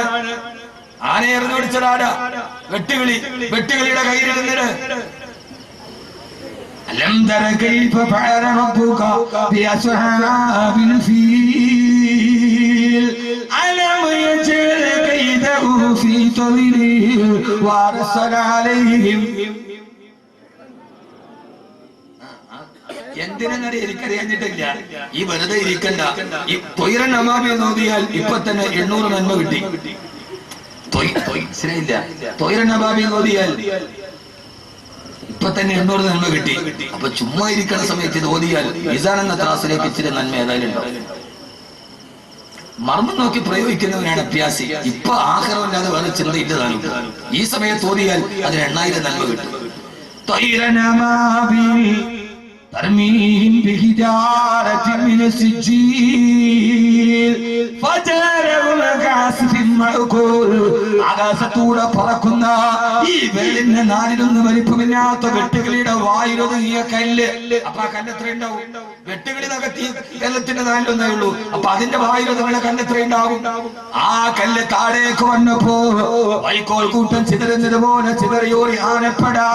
ഈ ആനപ്പട ഓടുന്നത് കണ്ടപ്പോ മക്കയിലെ തെരുവ് കുട്ടികളെ കൈയടിച്ച് പാടിയതാണ് ഐനല്ലിലാഹു വല്ലിലാഹു താലിബു വല്ലരനമുൽ മഗ്ലൂബു ലൈസ ലഗാലിബു. എന്തേ മുറിമൂക്കൻ രാജാവ് തോറ്റുപോയി. ഈ അബാബീലെറിഞ്ഞ കല്ല് അബ്രഹത്തിന്റെ മൂക്കിൽ വീണിട്ട് മൂക്ക് മുറിഞ്ഞുപോയി. അബ്രഹത്തിന്റെ മൂക്കിലാണ് വീണ് മൂക്ക് മുറിഞ്ഞു പോയി. അങ്ങനെയാണ് വല്ല അറന്നമൽ മകലൂബ് മൂക്കില്ല രാജ്യത്തെ മുറിമൂക്കൻ രാജാവ് അങ്ങനെ ഉണ്ടായതാണ്. അത് അബ്രഹത്താണ്. മൂക്കില്ല രാജ്യത്തെ മുറിമൂക്കൻ രാജാവ് അല്ലേ? ഖുർആൻ പറയാത്തല്ല മൂക്കില്ല രാജ്യത്തെ മുറിമൂക്കൻ രാജാവ് അങ്ങനെ ഉണ്ടായത് എന്ന് നിങ്ങൾ വിചാരിച്ചോളി. നമ്മുടെ ഖുർആനല്ലേ, എന്തങ്ങനെ ആയിക്കൂടെ? മലയാളത്തില് KPSC നാടകം ഉണ്ടല്ലോ, നാരായണത്ത് ഭ്രാന്തൻ. എന്താ നാരായണത്ത് ഭ്രാന്തൻ? അത് നിങ്ങൾക്ക് അറിഞ്ഞു. നിങ്ങൾ മുഴുവൻ മുത്തക്കിങ്ങളാ. KPSC പഴയ നാടകമാണ് നാരായണത്ത് ഭ്രാന്തൻ. ഞാൻ കണ്ടിട്ടുണ്ട്. അപ്പൊ എന്താ പറയുന്നത്? ഞാൻ 7ാം ക്ലാസ്സിൽ പഠിക്കുമ്പോഴാണ് കാനാർ ഫുട്ബോൾ ഗ്രൗണ്ടില് KPSC നാടകം. നാരായണത്ത് ഭ്രാന്തൻ, കല്ലിയങ്കാട്ട് നീലി, പിന്നെ പറഞ്ഞിട്ടുണ്ടല്ലോ ഡ്രാഫ്റ്റ്. നമ്മുടെ താഴെപ്പുഴയിലെ കണ്ടിട്ട് നമ്മുടെ അയലോക്കക്കാരാ.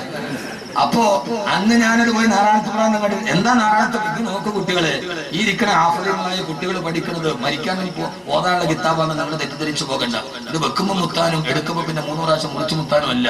ഈ സാധനം KPSC നാരായണത്ത് ഭ്രാന്തൻ. ഞാനൊരു ഒരു ഗവേഷണത്തിന്റെ വാതിൽ തുറന്നു തരികയാണ്. ഒരു വാതിൽ തുറക്കണം. ഇവിടെ നിങ്ങൾ കടന്നു നോക്കിക്കൊള്ളുക. നാരായണത്ത് ഭ്രാന്തനാരാ? രാവിലെ മുതൽ വൈകുന്നേരം വരെ മലയുടെ മുകളിലോട്ട് കല്ല് ഉരുട്ടി കയറ്റും. അവിടെ എത്തിക്കഴിഞ്ഞാൽ അത്രയും നേരം ചവിട്ടി കയറ്റിയ കല്ല് അവിടെ ഉരുട്ടി താഴോട്ട് വിട്ടിട്ട് ഇതല്ലേ നാരായണത്ത് ഭ്രാന്തൻ ആണല്ലോ. അത് കണ്ടിട്ട് കേരളത്തിന്റെ സാഹിത്യ ചരിത്രത്തിൽ ഇത്രയും വലിയൊരു കഥാപാത്രം ഇല്ലെന്നാണ് കാളിദാസ് കൃഷ്ണനായർ അല്ലേ? എന്നാൽ മോനെ ഇത് എവിടെ നിന്നാ? ഖുർആൻ പറയുന്നുണ്ട് വലാ തകൂനു കല്ലതീന കലത ഗസിലാ മിൻ ബഅദി ഖുവത്തിൻ അൻകാഹാ. രാവിലെ മുതൽ വൈകുന്നേരം വരെ നൂലിട്ടിട്ട് വൈകുന്നേരം ആ നൂല് തിരിച്ചു കിടക്കുന്ന പെണ്ണിനെ പോലെ നിങ്ങളാവാൻ പാടില്ല.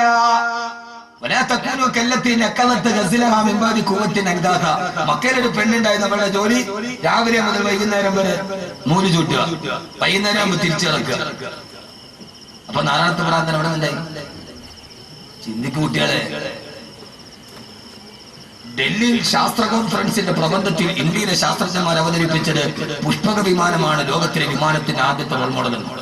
ഈ കഴിഞ്ഞ മാസം നരേന്ദ്രമോദിയുടെ സർക്കാർ വാടകയ്ക്കെടുത്ത ആളുകൾ അവതരിപ്പിച്ചത് ലോകത്തിലെ ആദ്യത്തെ വിമാനം പുഷ്പക വിമാനമാണ്. ആദ്യത്തെ പ്ലാസ്റ്റിക് സർജറി ഗണപതിയുടെ തലവെട്ടിട്ട് അതിന്റെ മുകളിൽ ഞാൻ നോക്കണമെന്നുണ്ടാ എന്റെ കാര്യം പറഞ്ഞു. എന്നാൽ വിവരമുള്ള മുഴുവൻ ഹിന്ദുക്കളും പറഞ്ഞു ഇത് ഭാരത ദർശനത്തെ അപമാനിച്ചു. സാഹിത്യ അക്കാദമിയുടെ ചെയർമാൻ പോലും പറഞ്ഞു ഇത് അന്ധവിശ്വാസജടിലും അബദ്ധജടിലും മിഥ്യാധാരണകൾ ശാസ്ത്രബോധം തൊട്ടുനിന്നിട്ടില്ലാത്ത കണ്ടുപിടുത്തങ്ങൾ. ഗണപതിയുടെ തലവെട്ടിയിട്ട് അതിന് മുകളിൽ ആനയുടെ തല വെച്ചതാണ് ആദ്യത്തെ പ്ലാസ്റ്റിക് സർജറി. അർജുനനും സൂര്യപുത്രനായ കർണനും തമ്മിൽ യുദ്ധമുണ്ടായപ്പോൾ അസ്ത്രം കൂട്ടിയെടുത്തപ്പോഴാണ് ആദ്യത്തെ വൈദ്യുതി ഉണ്ടായത്. ഏത് മണ്ഡലത്തിലും പറഞ്ഞു ആരെങ്കിലും പുഷ്പക വിമാനമാണ് ആദ്യത്തെ വിമാനമെന്ന്. അബ്ബാസ് ഇബ്നു സർഫറാസ് എന്ന മനുഷ്യനുണ്ടായിരുന്നു. അദ്ദേഹം സൂറത്തിൽ മുൽക്ക് ഓതിക്കൊണ്ടിരിക്കുമ്പോ അവനം യറൗഇനതൈരി ഫൗഖഹും സാഫാത്തിന വയകബലന മാ യുംസികുഹുന്ന ഇല്ലാ റഹ്മാൻ. ആകാശത്തിലൂടെ പറന്നു പോകുന്ന പക്ഷികളെ കണ്ടിട്ടില്ലേ? അതെങ്ങനെയാണ് ആകാശത്തിൽ പറക്കുന്നത്? മാ യുംസികുഹുന്ന ഇല്ലാ റഹ്മാൻ. അത് പടച്ചറപ്പ് വീടാടെ പിടിച്ചു നിർത്തിയത് കൊണ്ടാ. അബ്ബാസ് ഇബ്നു സർഫറാസ് ചിന്തിച്ചു പക്ഷിക്ക് പറക്കാമെങ്കിൽ മനുഷ്യനെ പറഞ്ഞുകൂടാ. സൂറത്തുൽ മുൽക്കിന്റെ ആയത്തോടിയപ്പോ അദ്ദേഹം മുതുകത്തിലെ ചിറക് കെട്ടിവെച്ചിട്ട് വലിയൊരു കെട്ടിടത്തിന്റെ മുകളിൽ നിന്ന് താഴേക്ക് ചാടി പറക്കല് നടത്തി. 7 മിനിറ്റ് അദ്ദേഹം അന്തരീക്ഷത്തിലൂടെ പറന്ന് നടന്നു. സൂറത്തുൽ മുൽക്കിന്റെ ആയത്ത് കണ്ടപ്പോ തോന്നിയ ഗവേഷണമാണ്. പക്ഷേ പറക്കാനുള്ള അത്യാഗ്രഹത്തിന്റെ ഇടയിൽ എങ്ങനെ ലാൻഡ് ചെയ്യണമെന്ന് ചിന്തിക്കാൻ മറന്നുപോയി. ആ പറക്കല് വീണ് അദ്ദേഹം മരിച്ചുപോയി. അബ്ബാസിന്റെ സർവദാസിന്റെ ആദ്യത്തെ പറക്കലാണ്. വിമാനം കണ്ടുപിടിക്കാൻ ഞങ്ങൾക്ക് പ്രേരകമായിടന്ന് റൈറ്റ് സഹോദരന്മാർ അവരുടെ ആത്മകഥയിൽ പച്ചവെള്ളം ചേർക്കാറ് എഴുതി വെച്ചിട്ടുണ്ട്. അപ്പൊ ഇത് ആരെ നേട്ടോ? പറമണിയിൽ ആരെ നേട്ടോ? ഖുർആൻ പുസ്തകമാണ്. എന്റെ അതിനകത്ത് അള്ളാഹു തൗഫീഖ്. നാളെ ഞാൻ തലച്ചറ പ്രസംഗിക്കരുത്. ഖുർആൻ സാധിച്ച വിപ്ലവം. ആയുർവേദം ലോകത്ത് ആദ്യമായിട്ട് പറഞ്ഞത് ഖുർആനാണ്. ജനസംഖ്യാശാസ്ത്രം ആദ്യം പറഞ്ഞത് ഖുർആനാണ്. ബയോളജി പറഞ്ഞത് ഖുർആനാണ്. നോൺ വെജിറ്റേറിയൻ ആണോ വെജിറ്റേറിയൻ ആണോ ഏറ്റവും നല്ല ഭക്ഷണം എന്ന് ലോകത്ത് പറഞ്ഞൊരു ഗ്രന്ഥം പറയണോ? അത്രേ നമ്മുടെ വിഷയമാണ്. വെജിറ്റേറിയൻ ആണ് ഏറ്റവും നല്ല. ഞാൻ ഉദാഹരണം പറയാം. നാളെ ഇതിന്റെ ബാക്കി ഞാൻ തലച്ചറ പറഞ്ഞിട്ടുണ്ട്. വെജാണ് ഏറ്റവും നല്ല ഭക്ഷണം, അത് നോൺ വെജാണ്. ശരീരത്തിനായിട്ട് നല്ലതാണ് വെജ. അറ്റാക്ക് വരുമ്പോൾ ഡോക്ടർമാര് പറയും കാളയിറച്ചി തിന്നുന്നത് നിർത്തണം, ഇനി പച്ചക്കറി തിന്നോ. ഏറ്റവും നല്ല ഭക്ഷണം ഏതാ? ശരീരത്തിന് ഏറ്റവും നല്ല ഭക്ഷണം ഏതാ? പച്ചക്കറി.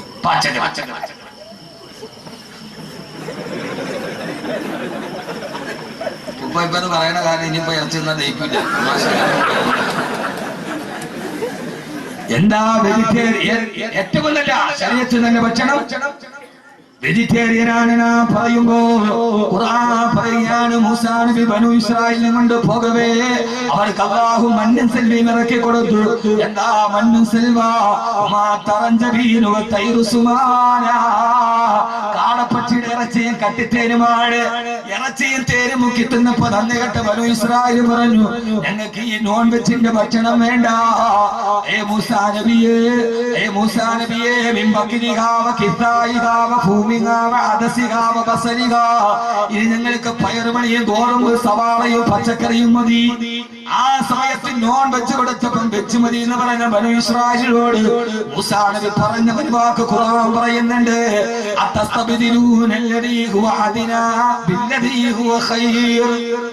ഏറ്റവും മുന്തിയ ഭക്ഷണം തന്നിട്ട് ഏറ്റവും ലോക്കൽ ഭക്ഷണം നിങ്ങൾ ചോദിച്ചു വാങ്ങുകയാണോ?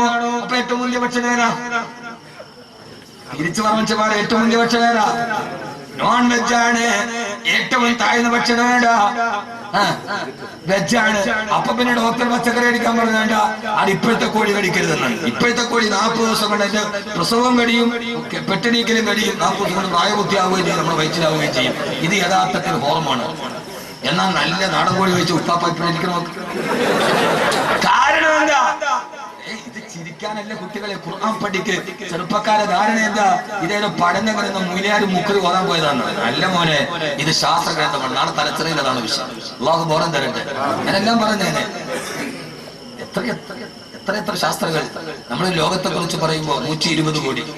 ഇന്ത്യ ജനസംഖ്യ 120 കോടി. ഒരു രാജ്യത്ത് അറിയുന്നത് ജനസംഖ്യയുടെ പേരിൽ. പെണ്ണുങ്ങളെ അല്പം ക്ഷമിക്കാൻ വാങ്ങു പറയാം. മുത്തല്യങ്ങളൊക്കെ ഇരിക്കുമ്പോ ഇവരെന്താ പഠിക്കണമെന്ന് ഇവര് തന്നെ അറിയില്ല. എന്റെ പൊന്നു മോനെ, എന്താ ജനസംഖ്യ 120 കോടി. ഇപ്പോഴും നിങ്ങൾ പച്ചക്കറി കടക്ക് അതൊക്കെ കഴിഞ്ഞപ്പോൾ പോയി പച്ചക്കറി കഴിഞ്ഞ് പരച്ചുകൊണ്ട് കഴിഞ്ഞ് നമ്മളിപ്പോ തിരുവനന്തപുരത്തെത്തി. എന്നിട്ട് നോക്കി യഥാർത്ഥത്തിൽ ജനസംഖ്യയാണ് ഇന്ത്യയുടെ ജനസംഖ്യ 120 കോടി. നമ്മുടെ ശശികല ടീച്ചർ പ്രസംഗിച്ചത് അവിടെയാണ്. ശശികല ടീച്ചർ പറഞ്ഞു ഖദീജ 10 പറയുമ്പോ കൗശല്യം കല്യാണി 1 പറക്കുന്നുള്ളൂ. അതുകൊണ്ട് കല്യാണി 10 പറയണം. എന്നാൽ അല്ലെങ്കിൽ ഇന്ത്യയിൽ മുസ്ലിമീങ്ങൾ ഭൂരിപക്ഷമാകും, ന്യൂനപക്ഷമായി ഹിന്ദുക്കൾ ഒലിച്ചു പോകുന്നതാണ്. ശശികല ലോകത്തെ ഏറ്റവും വലിയ കള്ളം പറഞ്ഞു. ശശികല പറഞ്ഞ പച്ചക്കള്ളം. ശശികല പറഞ്ഞ പച്ചക്കള്ളമാണ്. കാരണം കല്യാണി ഖദീജ 10 വെച്ചു, കല്യാണി 4 പെട്ടുള്ളൂ. ഇനി മുസ്ലിം ഭൂരിപക്ഷം വർദ്ധിക്കും എന്നാണ് ശശികല ടീച്ചർ പറഞ്ഞത്. പച്ചക്കള്ളമാണ്. കല്യാണി 10 പെറ്റാൽ പോലും ഇനി ഖദീജ 10 വെച്ചു, കല്യാണി 4 പെട്ടുള്ളൂ. എന്നാലും ഇന്ത്യയിൽ ഹിന്ദുക്കളെക്കാൾ മുസ്ലിം ഭൂരിപക്ഷം ഉണ്ടാകണമെങ്കിൽ 652 വർഷം വേണം. ആ തോതിൽ പെട്ടാൽ ഈ തോതിൽ കല്യാണി 4 ഖദീജ 10 വെച്ച് പെട്ടാൽ പോലും ഈ ഹിന്ദുക്കളെക്കാൾ മുസ്ലിങ്ങൾ ഇന്ത്യയിൽ ഉണ്ടാകണമെങ്കിൽ 652 വർഷം പറയണം. എന്തിനാണ് ഈ പാവങ്ങളെ പറഞ്ഞു? നീനൊക്കെ കേട്ടിട്ട് അന്തം വിട്ട് അന്താലിച്ചേക്കാൻ എന്തിനാ? ഈ മതേതരത്തെ തകർക്കാനുള്ള നന്മയുടെ ഹിന്ദുവും മുസ്ലിമും ഒരേപോലെ ജീവിച്ച ഈ നാട്ടിൽ വർഗീയ കലാപം ഉണ്ടാക്കാനുള്ള ഈ വർഗീയ ഫാസിസ്റ്റുകളുടെ ചിന്തയെ തിരിച്ചറിയാൻ ഇന്ത്യ മറുപടി പറയുന്നുണ്ട്. കുറച്ച് അനുഭവ സമ്മേളനത്തിൽ പറഞ്ഞിട്ടുണ്ട്. എന്റെ പ്രിയപ്പെട്ട സഹോദരങ്ങളെ, ആദ്യമായി ജനസംഖ്യ പറഞ്ഞ ശാസ്ത്രവേദ യൂനുസ് നബിയെ നീനവായിലേക്ക് പറഞ്ഞു വിടവേ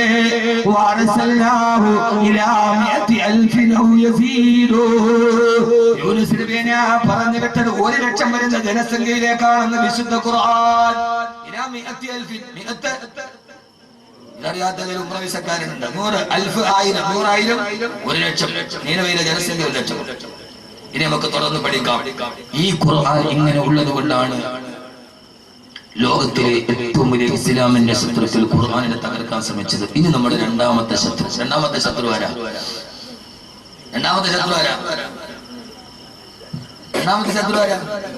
ഇബ്ലീസ് അല്ലേ? ഇബ്ലീസ് മൂന്നാമത്തെ, ഏറ്റവും ലാസ്റ്റ് ഇബ്ലീസിനെ പറഞ്ഞു.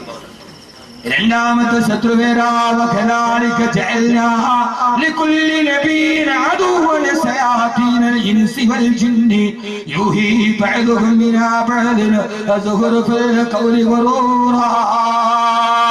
അല്ലാഹു പറയുകയാ, രണ്ട് ശത്രുക്കളെ ഖുർആൻ പറയുന്ന സമയത്തിന്റെ പരിമിതിയുണ്ട്.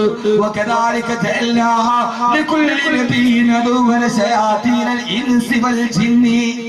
രണ്ടാമത്തെ ശത്രു ശയാത്തീനൽ ഇൻസി, മനുഷ്യ പിശാച്. മൂന്നാമതാണ് ജിന്നിലെ പിശാച്. അത് മനസ്സിലായോ? രണ്ടാമത്തെ ശത്രു. ഈ ശത്രുവിനെ പോരാടാൻ 7 ആയുധവും ഖുർആൻ പറയുന്നുണ്ട്. തീരെ പറയും. രണ്ടാമത്തെ ശത്രു മനുഷ്യ പിശാച്. ജിന്നിന്റെ യഥാർത്ഥ ഇബ്ലീസ് മൂന്നാമതാണ്. രണ്ടാമത്തെ ശത്രു മനുഷ്യ പിശാചുക്കളാണ്. എന്റെ കർമ്മോത്സുകതയുള്ള ഇസ്ലാമിന്റെ തേജസ്സും ഓജസ്സും കർമ്മോത്സുകമുള്ള ചെറുപ്പക്കാരാ, ഈ ലോകത്തിന്റെ മനുഷ്യ പിശാചുകൾക്കെതിരെ ധർമ്മസമരം നടത്താം. പറ്റൂലേ? എന്താ കിട്ടുക? മനുഷ്യ പിശാചുക്കൾ എന്നൊക്കെയാ. ഞാൻ പേരൊന്നും പറയുന്നില്ല. ഒത്തിരി പിശാചുക്കൾ നമ്മൾ കടന്നിട്ടുണ്ട്.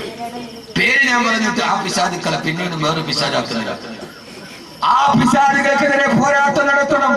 എന്താ ഉസ്താദേ പോരാട്ടം നടത്തിയാലുള്ള മനുഷ്യ പിശാചുക്കൾ ഇസ്ലാമിനെതിരെ, ഖുർആനിനെതിരെ അന്ധവിശ്വാസത്തോടെ ഈ സമൂഹത്തിലേക്ക് നടക്കുമ്പോ ആ മനുഷ്യ പിശാചുകൾക്കെതിരെ പോരാട്ടം നടത്തണം. അല്ലാഹു സുബ്ഹാനഹു വ തആല തൗഫീഖ് നൽകി അനുഗ്രഹിക്കുമാറാകട്ടെ. ആരാണത്? മനുഷ്യ പിശാചുക്കൾ ധാരാളമുണ്ട്. മുസ്ലിമീങ്ങളിലുമുണ്ട് മനുഷ്യ പിശാചുക്കൾ. എന്റെ ഇസ്ലാമിയുടെ പ്രവർത്തകരടക്കമുള്ളവരോട് ആ മനുഷ്യ പിശാചുക്കളോട് ഇസ്ലാമിനെ കാണുന്നുണ്ട്. ഫാസിസം മാത്രമല്ല, നാസിസം മാത്രമല്ല, സയനിസം മാത്രമല്ല, ഇസ്ലാമിന്റെ ഉള്ളിലെ മനുഷ്യ പിശാചുകൾക്കെതിരെ, അള്ളാഹുവിന്റെ ദീനിനെ വികൃതമാക്കുന്നവർക്കെതിരെ നിങ്ങൾ കണ്ടിട്ടുണ്ടോ എന്ന് എനിക്കറിയില്ല. അള്ളാഹുവിന്റെ വഹ്ദാനിയത്തിനെ പറഞ്ഞുകൊണ്ട് ലോകത്ത് ജീവിച്ചിരുന്ന ഔലിയാക്കളുടെ ആണ്ട് നേർച്ചയുടെ പേര് പറഞ്ഞ് കലാപ്രസംഗവും ഗാനമേളയും നടത്തുന്ന മനുഷ്യ പിശാചുക്കൾ. ഈ അടുത്ത സമയത്ത് ഞാൻ അടൂര് പോയപ്പോ ഒരു പേപ്പർ എന്റെ കയ്യിൽ കിട്ടി. എന്റെ ഓർമ്മ ശരിയാണെങ്കിൽ കളമലപ്പള്ളിയിലാണെന്നാണ് ഓർമ്മ. രാവിലെ മക്കാ സിയാറത്ത്, 10 മണിക്ക് കൂട്ടപ്രാർത്ഥന, 11 മണിക്ക് വിധു പ്രതാപിന്റെ ഗാനമേള. ആരുടെ പേരിലാണോ ഇത്? ആരാ നടത്തുന്നത്? നമ്മുടെ നാട്ടിൽ ധാരാളമായി. ഇതിന്റെ പേരിൽ എന്നെ ഇസ്ലാമീത് പുറത്താക്കിയാൽ എനിക്ക് യാതൊരുവിധ പ്രശ്നങ്ങളുമില്ല. ആരെങ്കിലും ഇമാമികളെ അനുസരിക്കാത്ത, ഖാലിമാരെ അനുസരിക്കാത്ത, അഹ്ലു സുന്നത്ത് വൽ ജമാഅത്തിന്റെ പണ്ഡിതന്മാരെ അനുസരിക്കാത്ത ഏതെങ്കിലും കമ്മിറ്റി അംഗങ്ങളോ മക്കബറ കൊണ്ട് ജീവിക്കുന്ന ഭിക്ഷാന്തരികളോ ഏതെങ്കിലും ചെയ്തു കുട്ടിയാൽ അതിന് പണ്ഡിത സമൂഹമോ പണ്ഡിത സഭയോ ഉത്തരവാദികളല്ല. ഇവിടുത്തെ ഉൽപ്പതിഷ്ഠികൾ ഇത് പറഞ്ഞിട്ടാണ് മുതലെടുക്കുക. എന്റെ പ്രിയപ്പെട്ട ചെറുപ്പക്കാരെ, ഈ ഏറ്റവും വലിയ മനുഷ്യ പിശാചുകൾക്കെതിരെ പോരാടാൻ നമുക്ക് കഴിയേണ്ടതുണ്ട്. എത്ര മക്ബറകൾ അല്ലാഹു നമുക്ക് ബോധം തരട്ടെ. നിങ്ങൾ തന്നെ തുറച്ചോക്കണം. സത്യം ആരെങ്കിലും പറയണ്ടേ? തുണിയില്ലാതെ രാജാവ് ഓടിയപ്പോൾ ചുറ്റുപാട് കൂടി നിന്ന് മുഴുവൻ ആളുകളും പറഞ്ഞു കൊള്ളാം, അടിപൊളി. പക്ഷേ ഒരു കൊച്ചുകുട്ടിയാണ് വിളിച്ചു പറഞ്ഞത് രാജാവ് നല്ലനാണ്. അതുകൊണ്ട് കൊച്ചുകുട്ടി വിളിച്ചു പറയുന്നത് പള്ളിയിൽ ഉസ്താദ് പറഞ്ഞാൽ കേൾക്കും. പറഞ്ഞാൽ ബസ്സിന് പറയാം എന്റെ പള്ളിയിൽ പറ്റി നിങ്ങൾക്ക് സൗകര്യം, ഞങ്ങൾ ഇതൊക്കെ നടത്തും. അങ്ങനെയുള്ള കുറെ കമ്മിറ്റിക്കാരുണ്ട്. ഉമറാക്കളധികവും വിവരമില്ല, ജലാശയം ഭരിക്കുന്നതിന്നണ്ണാനാ. തടവാസ്ഥാനം വ്യക്തമായിട്ട് പറഞ്ഞിട്ടുണ്ട്. ഉമറാക്കളധികവും വിവരമില്ല, ജലാശയം ഭരിക്കുന്നതിന്നണ്ണാനാ. അള്ളാഹുവിന്റെ പള്ളി വിളിക്കുന്നവൻ അണ്ണാ ജലാശയം ഭരിക്കാൻ തുടങ്ങി. വരുമാനത്തിനേട് തോന്നിവാസവും. പള്ളിയിലെ സത്യം പറഞ്ഞപ്പോ ലോകത്ത് ഗ്യാരണ്ടി ഇല്ലാത്ത 2 സാധനമേ ഉള്ളൂ. ഒന്ന് നമ്മുടെ റൂഹും, മറ്റൊന്ന് വലിയ ജോലി. ഏത് സമയത്തും പോകാം, പറ്റില്ലേ പോയിക്കൊള്ളുക. ഖുർആൻ പറഞ്ഞതുപോലെ ഖാലൽ മലഉല്ലദീന ഇസ്തക്ബറൂ മിൻ ഖൗമിഹി ലനുഖരിജന്നക യാ ശുഐബ് വല്ലദീന ആമനൂ മഅക മിൻ ഖറിയതിനാ ഔ ലതൗലദുന ഫീ മില്ലത്തിനാ. കച്ചവടക്കാരായ മഹല്ലുകാരോട് കച്ചവടത്തിന് പൈസ മേടിക്കുന്ന ശുഐബ് നബി പറഞ്ഞപ്പോ കാലൽ മലൗലദീന ഇസ്തക്ബറു മിൻ ഖൗമിഹി, അവിടുത്തെ വരേണ്യ വിഭാഗം പറഞ്ഞു, നിങ്ങൾ ഒന്നുകിൽ നുഖ്രിജന്നക യാ ശുഐബു, ഓ ശുഐബ്, ഒന്നുകിൽ നിന്നെ ഞങ്ങളുടെ മഹല്ലിൽ നിന്ന് പുറത്താക്കും, അല്ലെങ്കിൽ അവരെ തഊദു നബി മില്ലത്തിനെ ഞങ്ങളുടെ കൂടെ വരണ്ടിനാ തൽഫാത്തിയ പറഞ്ഞു ദുആ ചെയ്തു. ഇല്ലേ ഖുർആൻ കാലികമാണല്ലോ, ഏതിന്റെയും അർത്ഥം അങ്ങനെ തന്നെയാണല്ലോ. എന്റെ പൊന്നു സഹോദരങ്ങളെ, അള്ളാഹുവിന്റെ റസൂൽ അബൂജഹലാണെങ്കിൽ അബൂജഹൽ തത്തതോടുകൂടി അള്ളാഹു പോരാടാൻ തൗഫീഖ് നൽകട്ടെ. പെട്ടെന്ന് അവസാനിപ്പിക്കുകയാണ്. സമയായോ? പൊന്നുമോനെ, അങ്ങനെ പോരാടിയാൽ കിട്ടുന്ന, നിങ്ങൾ ചോദിക്കും ഉസ്താദേ അതിന്റെ കൂടെ കൂടലല്ലേ നല്ലത്? പെണ്ണെ, അത് കാണാനും ഗാനമേള കാണാനും ഓട്ടുവാ. ആരാ വട്ടം നടത്തുക? ആ വട്ടം നടത്തുന്ന ചെറുപ്പക്കാരാ, നിനക്ക് കിട്ടുന്ന പ്രതിഫലമേടാ. ആ പ്രതിഫലം മനുഷ്യ പിശാചുകളോട് പോരാടിയാൽ സുബ്ഹിൽ സലാം പോലെ കുറെ ചെറുപ്പക്കാരിന് ഉയർന്നു വരണം. അള്ളാഹു നിലനിർത്തി തരട്ടെ, അള്ളാഹു നിലനിർത്തി തരട്ടെ. എന്റെ പ്രിയപ്പെട്ട സഹോദരങ്ങളെ, യഥാർത്ഥത്തിൽ അങ്ങനെ പോരാടിയാൽ കിട്ടുന്ന പ്രതിഫലം ഞാൻ പറഞ്ഞു തരട്ടെ. നന്നായിട്ട് മരിക്കാൻ പറ്റും, നന്നായിട്ട് മരിക്കാൻ പറ്റും. എങ്ങനെ നന്നായിട്ട് മരിക്കാൻ പറ്റും. ഒരേ കാലഘട്ടത്തിൽ ഒരു മനുഷ്യ പിശാചിനെയും പോരാടിയവരെ കഥ ഖുർആനിലൂടെ പറഞ്ഞു. രണ്ടെണ്ണം. എത്ര മണിക്ക് എത്തണം? നിങ്ങൾ പറയണം.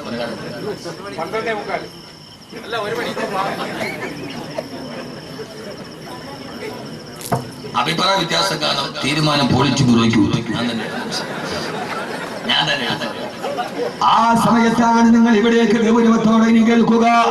ആ സമയത്താണ് ഒരേ കാലഘട്ടത്തിലെ മനുഷ്യ പിശാചുക്കളും പോരാട്ട വീര്യം നടത്തി സമരപ്പറമ്പിന് ഏറ്റവും വലിയ ആദർശത്തിന്റെ കാവളം മുടക്കി ആധുനിക ലോകത്തിന്റെ ആദർശത്തിന്റെ വക്താക്കളുടെ കഥ പറയുമ്പോ നിങ്ങൾക്കറിയുമല്ലോ, ലോകം കണ്ട ഏറ്റവും വലിയ മനുഷ്യ പിശാചാണ്, ലോകത്തിലെ ഏറ്റവും വലിയ മനുഷ്യ പിശാചാണ്.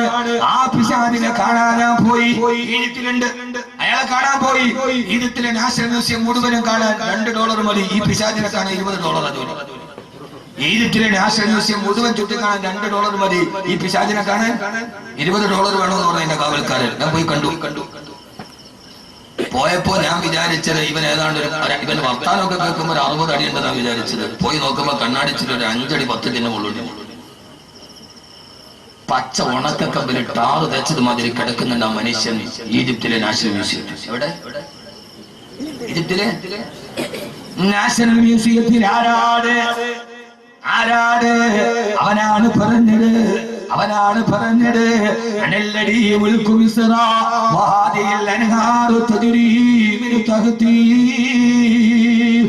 ഈ നൈൽ പോലും ഒഴുകുന്നത് എന്നോട് ചോദിച്ചിട്ടാണടാ. എന്നോട് ചോദ്യം ചെയ്യാൻ നീ ആരടാ? ആരാ ചോദിച്ചത്? പണ്ഡിതന്മാര് പറയുമ്പോ, ഒരു കൂട്ടം ചെറുപ്പക്കാര് പറയുമ്പോ, ഞങ്ങളാണ് ഇവിടുത്തെ ഭരണാധികാരികൾ, ഞങ്ങളാണ് പണക്കാര്. ഞാൻ പറഞ്ഞിട്ടാണ് ഈ നാടനങ്ങനെന്ന് പറഞ്ഞ ഫറോവയാണ്. അല്ലാഹുവിൽ വിശ്വസിക്കണേ ഫറോവ, പരലോകം വരും ഫറോവ എന്ന് മൂസാ നബി പറഞ്ഞപ്പോ ഫറോവയ്ക്ക് മനസ്സിലായില്ല. അവസാന ചങ്ങടിൽ കിടന്നിട്ട് ഉപ്പുവെള്ളം തന്റെ അണ്ണാക്കിലേക്ക് കയറിയപ്പോ ഫറോവയ്ക്ക് മനസ്സിലായി, ധാരണകളെ തെറ്റിപ്പോയി. ആ സമയത്താണ് ഫിറഔൻ പറയാൻ പോയത്, ആമന്തു ലാ ഇലാഹ ഇല്ലല്ലദീ ലാ ഇലാഹ ഇല്ലല്ലാഹ് പറയാൻ പോയപ്പോ എന്താ സംഭവിച്ചതെന്നറിയോ? ഫഅഖറഹുല്ലാഹു നകാല ആഖിറതി വഊലാ. ജിബ്രീൽ വന്ന് തൊണ്ടക്കുടിയിൽ പിടിച്ചിട്ട് പറഞ്ഞു, ഇനി പറയണ്ടടാ, പറയാനുള്ള സമയം കഴിഞ്ഞു പോയി. എത്ര ആളുകൾ നിങ്ങളോട് തിരുത്തി തന്നനാണ്. ഈ ആഭാസം പാടില്ല, ഈ അശ്ലീലത പാടില്ല, ഈ അനാവശ്യം പാടില്ല, ഈ ആവർത്തനം പാടില്ല എന്ന് പള്ളിയിലെ കാളിയാരും പള്ളിയിലെ ആലിമീങ്ങളും പറഞ്ഞപ്പോ പുച്ഛിച്ച് തള്ളിയവര് നന്നായിട്ടും മരിച്ചില്ലടോ ഫറോവ, നന്നായിട്ടും മരിച്ചില്ല ഫറോവ. ലാ ഇലാഹ ഇല്ലല്ലാഹ് പറയാൻ പോയപ്പോ ഫഅഖദഹുല്ലാഹു നകാല ആഖിറതി വൽ ഊലാ. ഓർമ്മ വേണം. ജിബ്രീൽ വന്ന് അണ്ണാക്കിന് കുത്തിപ്പിടിച്ചിട്ട് പറഞ്ഞു, സക്കറാത്തിന്റെ വേദനയിൽ കെലിമ പറയാനോ വേണ്ട. ചെങ്കടലിലേക്ക് ചത്തുപോയി ഫറോവ. 40 വർഷങ്ങൾ കഴിഞ്ഞപ്പോ 400 വർഷങ്ങൾക്ക് ശേഷം ഫറോവയെ കണ്ടെടുക്കപ്പെട്ടു. അവസാന പസഫിക് മഹാസമുദ്രത്തിൽ സമുദ്ര ഗവേഷകർക്കൊരു മുടിക്കെട്ട് കിട്ടി. ആ മുടി ഇപ്പോഴും മ്യൂസിയത്തിലുണ്ട്. ഇന്റർനെറ്റിൽ പരസ്യം ചെയ്തു, ഒരു മുടി കിട്ടിയിട്ടുണ്ട്, ആരുടെ ഇടങ്ങളില്ല. അങ്ങനെയാണ് ഈജിപ്ഷ്യൻ ഗവൺമെന്റ് വാങ്ങിച്ചത്. ഫറോവയുടെ തലയുടെ മറുഭാഗത്ത് ഫറോവയുടെ തലമുടിയടക്കം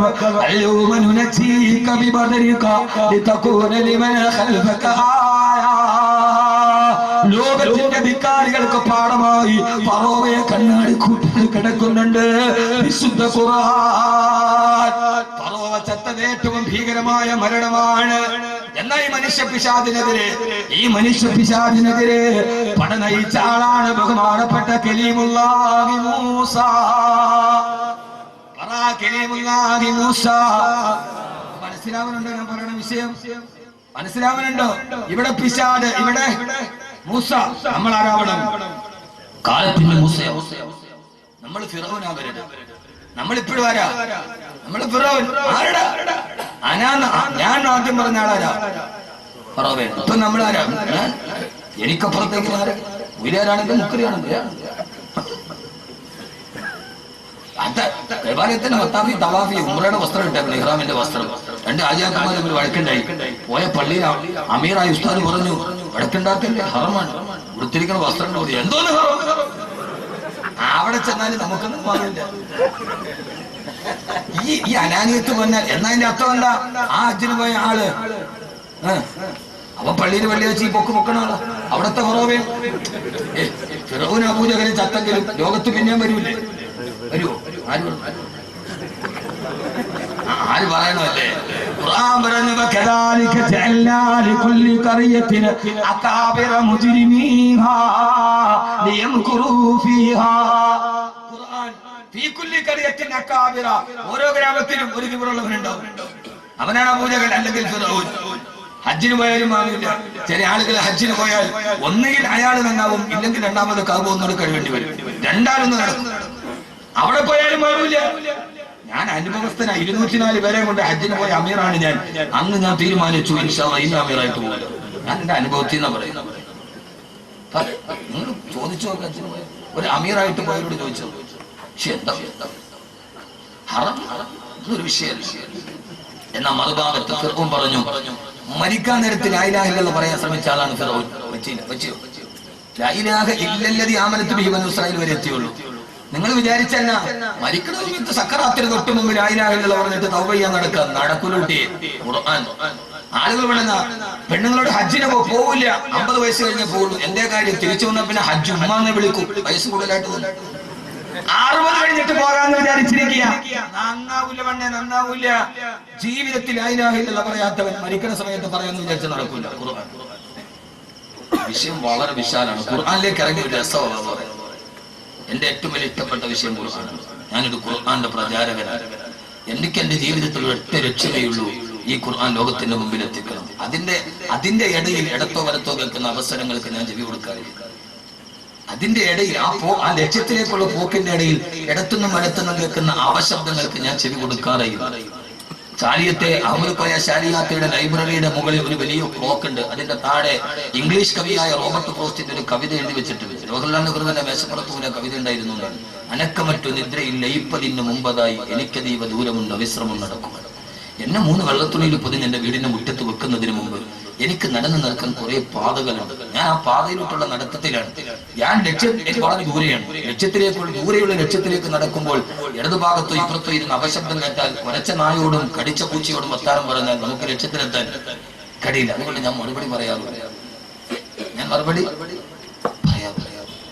ആ മറുപടി പറയാൻ നമുക്ക് സമയമില്ല. നമ്മൾ ലക്ഷ്യത്തിലെത്തില്ല. അത്രയും സമയം നമ്മൾ പിന്നിപ്പോകും. അള്ളാഹു നമ്മൾ ലക്ഷ്യത്തിലെത്തിക്കട്ടെ. ചിലർ പറയും ബാക്കി ഹെഡ് വെയിറ്റാണ്, ചിലർ ഇപ്പൊ കുറെ കാശൊക്കെ ആയിപ്പോയി, ചില ആളുകൾ തലക്കരം ആയിക്കോട്ടെ.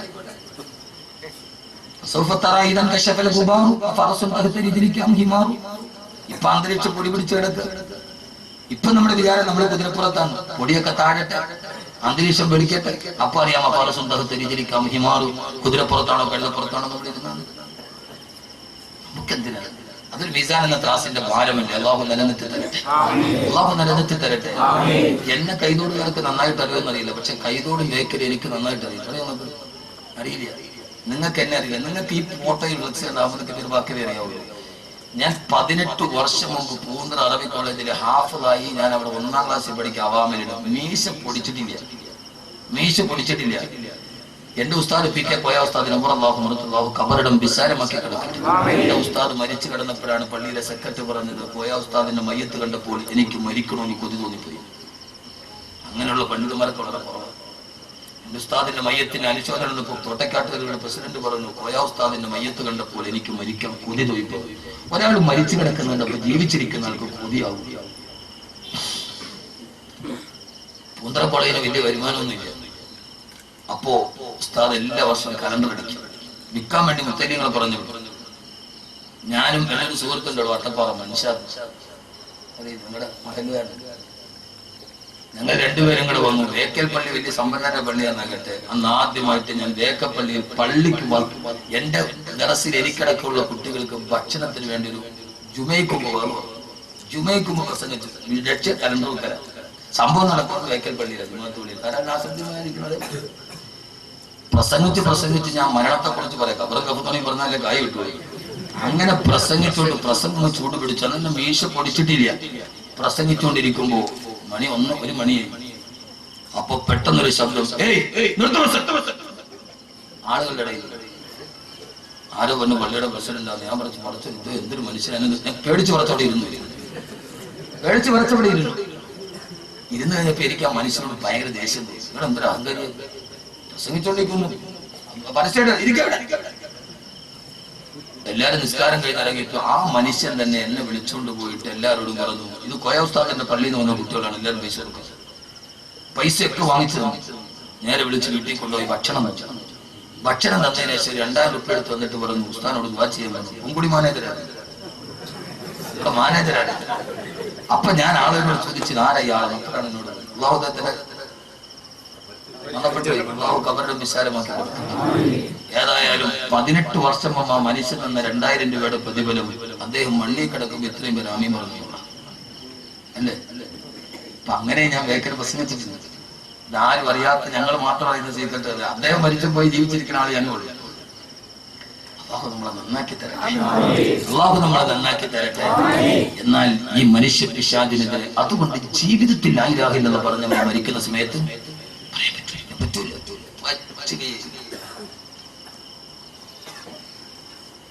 എന്നാൽ അതേ സമയത്ത് മനുഷ്യ പിശാചിനെതിരെ പടനയിച്ച ആളാണ്, പോരാട്ടം നടത്തിയ ആളാണ് കലീമുല്ലാഹി മൂസ. എങ്ങനെ മരിച്ചത്? കലീമുല്ലാഹി മൂസാ നബിയുടെ അടുക്കലേക്ക് റൂഹ് പിടിക്കാൻ ഇസ്രായേലിനെ പറഞ്ഞു വിട്ടു. ഇസ്രായേൽ വന്നിട്ട് പറഞ്ഞു, കലീമുല്ലാഹി മൂസാ, നിന്റെ റൂഹ് പിടിക്കാൻ എന്നെ പറഞ്ഞു വിട്ടടാ. വരുന്നു മൂസാ നബി വരട്ടെ കൈയെടുത്തിട്ട് ഇസ്രായേലിന്റെ കരണത്തെ ആഞ്ഞടിച്ചു. ഇസ്രായേലിന്റെ കണ്ണു പൊട്ടിപ്പോയി. ഇസ്രായേൽ റൂഹ് പിടിക്കാൻ വന്നു, ഒറ്റ അടി. മൂസാ നബി ഇസ്രായേലിന്റെ കണ്ണു പൊട്ടിപ്പോയി. ഇത് കെട്ടുകടയല്ല. അഹ്മദ് കബീർ പച്ച കിതാബ് നോക്കിയിട്ട് പറയുന്നതല്ല. റവാഹുൽ ബുഖാരി, ഇമാം ബുഖാരി ഉദ്ധരിക്കുന്ന സഹീഹായ ഹദീസാ. ഇസ്രായേൽ പൊട്ടിക്കരഞ്ഞുകൊണ്ട് അല്ലാഹുവിന്റെ അടുക്കലെത്തി, അല്ലാഹുവേ, മരിക്കാൻ ഇഷ്ടമില്ലാത്ത ഒരാളുടെ റൂഹ് പിടിക്കാൻ എന്നെ എന്തിനു നീ പറഞ്ഞു വിട്ടു അല്ലാഹ്? നിന്റെ മൂസയെ അടിച്ചെന്റെ കണ്ണ് പൊട്ടിച്ചു അല്ലാഹ്. ഇസ്രായേൽ കേൾക്കേണ്ട സംഭവമല്ലേ. ഇസ്രായേൽ വന്ന അങ്ങനെയല്ല. എന്താ പറ്റി?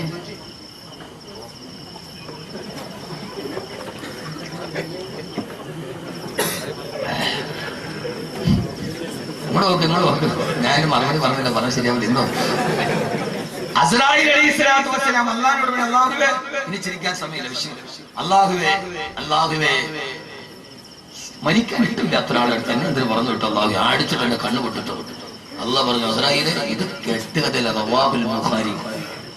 അസ്രായീലേ, എന്റെ മൂസ അല്പം ദേഷ്യക്കാരനാണ്. മൂസായോട് പോയൊരു കാര്യം പറയും, ഇച്ചിരി മാന്യമായിട്ട് തന്മയത്വത്തോടെ പറയണം. അല്ല, എന്റെ മൂസ ഇങ്ങനെയൊക്കെ പറയും. എന്റെ മൂസയാണ്. ഒറ്റയടിക്ക് ഒരാളെ കൊന്ന ആളാണ് എന്റെ മൂസ. ഒറ്റയടിക്ക് ഒരാളെ കൊന്ന ആളാണ് എന്റെ മൂസ. അപ്പൊ മൂസയോട് പറയുമ്പോ, ഒറ്റയടിക്ക് ഒരാളെ കൊന്ന ഒരാൾ ഇന്ത്യയിൽ ഇപ്പോഴും ജീവിച്ചിരിപ്പുണ്ട്. നിങ്ങൾ ആഴ്ച മംഗളം വായിച്ചാൽ മതി. ഇന്ത്യയുടെ മുൻ ക്രിക്കറ്റ് ക്യാപ്റ്റൻ നവജോത് സിംഗ് സിദ്ധു. വായനയുടെ ലോകം വിശാലമാണ്. എന്റെ വായനയുടെ ലോകം വിശാലമാണ്. വായിക്കണം. അത് മുത്തല്യങ്ങളോട് ഞാൻ പറയുന്നത് ഉപദേശിക്കുകയല്ല. ഇനി നമ്മൾ കാലഘട്ടത്തോട് പ്രബോധനം നടത്തുന്നത് വായിക്കണം. നന്നായി വായിക്കും. അള്ളാഹു ബോധം തരട്ടെ. ഞാൻ നല്ല മഴയുള്ള സമയത്ത് എൻ്റെ വീടിന് മുമ്പിൽ ഒരു ചായക്കടയിൽ നമ്മുടെ സ്പേറിന് ചായക്കട ഡ്രൈവർമാരെ പറഞ്ഞിട്ട് വൈകുന്നേരം നല്ല കട്ടൻ ചായയും പരിപ്പോടയും നല്ല കോമ്പിനേഷൻ. ഡ്രൈവർമാർ വാങ്ങിച്ചുകൊണ്ട് വരും. പക്ഷെ പരിപ്പോട തിന്നുന്നതിന് മുമ്പ് പൊതിഞ്ഞ പേപ്പർ വായിച്ചിട്ട് ഞാൻ പരിപ്പോട തിന്നിട്ടുള്ളൂ. ചിലപ്പോൾ എനിക്ക് വാങ്ങി വരാൻ എന്തെങ്കിലും ആ പഴയ പേപ്പറിൽ വായിക്കണം. വായിച്ചാലും വളരും, വായിച്ചില്ലെങ്കിലും വളരും. വായിച്ചാൽ വിളയും, വായിച്ചില്ലെങ്കിൽ വളയും. നോക്കമാക്കാല കുഞ്ഞിന്റെ ഭാഷ എങ്ങനെയായാലും വായിച്ചാലും യഥാർത്ഥത്തിൽ സഹോദരങ്ങളെ വായന. മൂസ അടിച്ചു, ഒറ്റയടിക്ക് ഒരാളെ കൊന്നാളാണ് മൂസ. അതുകൊണ്ട് സാവധാനത്തിൽ പോയി പറഞ്ഞു. അസ്രായീൽ അലൈഹിസ്സലാത്തു വസ്സലാം തിരിച്ചു വന്നു. അല്ലാഹുവോട് പറഞ്ഞു, മൂസാ നബിയോട് പറഞ്ഞു, മൂസ അല്ലാഹ് എന്നെ പറഞ്ഞു വിട്ടതാണ്, നീ സമ്മതിക്കുമെങ്കിൽ നിന്റെ റൂഹ് പിടിക്കാം. മൂസാ നബി പറഞ്ഞു, റൂഹ് പിടിച്ചോ, എനിക്ക് പ്രശ്നമില്ല. പക്ഷേ എനിക്ക് ബൈത്തുൽ മുഖദ്ദസിന്റെ ഭാഗത്തേക്ക് പോകണം. അവിടെ വെച്ച് എന്റെ റൂഹ് പിടിക്കാം. അസ്രായീൽ, എനിക്ക് ബൈത്തുൽ മുഖദ്ദസിന്റെ ഭാഗത്തേക്ക് പോകണം. മരിക്കുന്ന ഒറ്റ ആഗ്രഹമുള്ള മൂസാ നബിക്ക് ബൈത്തുൽ മുഖദ്ദസിന്റെ ഭാഗത്തേക്ക് പോകണം. മൂസാ നബി നടന്നു. ബൈത്തുൽ മുഖദ്ദസിലേക്ക് പോകുന്ന വഴിക്കാണ് കരീമുല്ലാഹി മൂസാ നബിയുടെ ഖബർ. ഞാൻ സിയാറത്ത് ചെയ്തിട്ടുണ്ട്. അല്ലാഹു പോകാൻ തൗഫീഖ് നൽകട്ടെ. അല്ലാഹു പോകാൻ തൗഫീഖ് നൽകട്ടെ. എന്താ മൂസാ നബി ബൈത്തുൽ മുഖദ്ദസിലേക്ക് പോകുന്ന ഭാഗത്ത് തന്നെ എനിക്ക് മരിച്ച് ഖബറടക്കണമെന്ന് പറയാൻ കാരണം അറിയില്ല. എന്റെ ഒരു പ്രശ്നം ഞാൻ ഒരു വിഷയം പറയാൻ നീട്ടി പരത്തി വിശാലമായിട്ട് പറയാം. പറയാതെ പോയാൽ മനസ്സിനൊരു തെളിവെടുക്കും. എന്താണെന്നറിയില്ല. മൂസാ നബിക്കറിയാം അതിനെയാണ് വരാനിരിക്കുന്നത്. സുബ്ഹാനല്ലദീ അസ്റാ ബിഅബ്ദിഹി ലൈലൻ മിനൽ മസ്ജിദിൽ ഹറാമി ഇലൽ മസ്ജിദിൽ അഖ്സാ. അവസാനം വരുന്ന നബി മുഹമ്മദ് മുസ്തഫ സല്ലല്ലാഹു അലൈഹി വസല്ലമ ഇതുവഴിയാണ് മിഅ്റാജിന് പോകുന്നതെന്ന് അറിവ് മൂസാ നബിക്ക് അല്ലാഹു നൽകിയിട്ടുണ്ട്. പോകുന്ന വഴിയിൽ മുഹമ്മദ് നബി സല്ലല്ലാഹു അലൈഹി വസല്ലമയുടെ ഒരു ദുആ കിട്ടാനാണ് മൂസാ നബി അവിടെ പോയി വഫാത്തായത്. അല്ലാഹുവിന്റെ റസൂല് പറഞ്ഞല്ലോ, പോയ വഴിക്ക് ഞാൻ അവിടെ ഇറങ്ങി. റഅയ്തു മൂസാ മുസല്ലിയൻ ഫീ ഖബരിഹി. ആ സമയത്ത് മൂസാ നബി ഖബറിന്റെ ഉള്ളിൽ കൈകെട്ടി നിസ്കരിക്കുകയാ.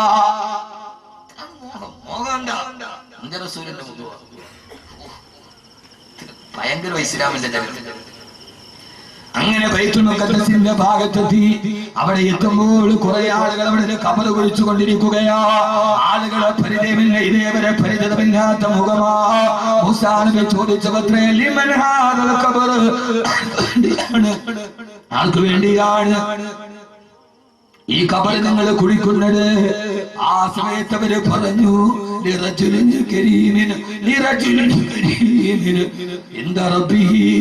അല്ലാഹുവിന്റെ അടുക്കൽ മാന്യനായ പുരുഷന് വേണ്ടിയാ. അല്ലാഹുവിന്റെ അടുക്കൽ മാന്യനായ പുരുഷന് വേണ്ടിയാണ് ഞങ്ങളിത് കുഴിക്കുന്നതെന്ന് പറഞ്ഞു. ആരാ കുടിക്കുന്നത്? മനുഷ്യരല്ല, മലായികത്തുല്ലാഹ്,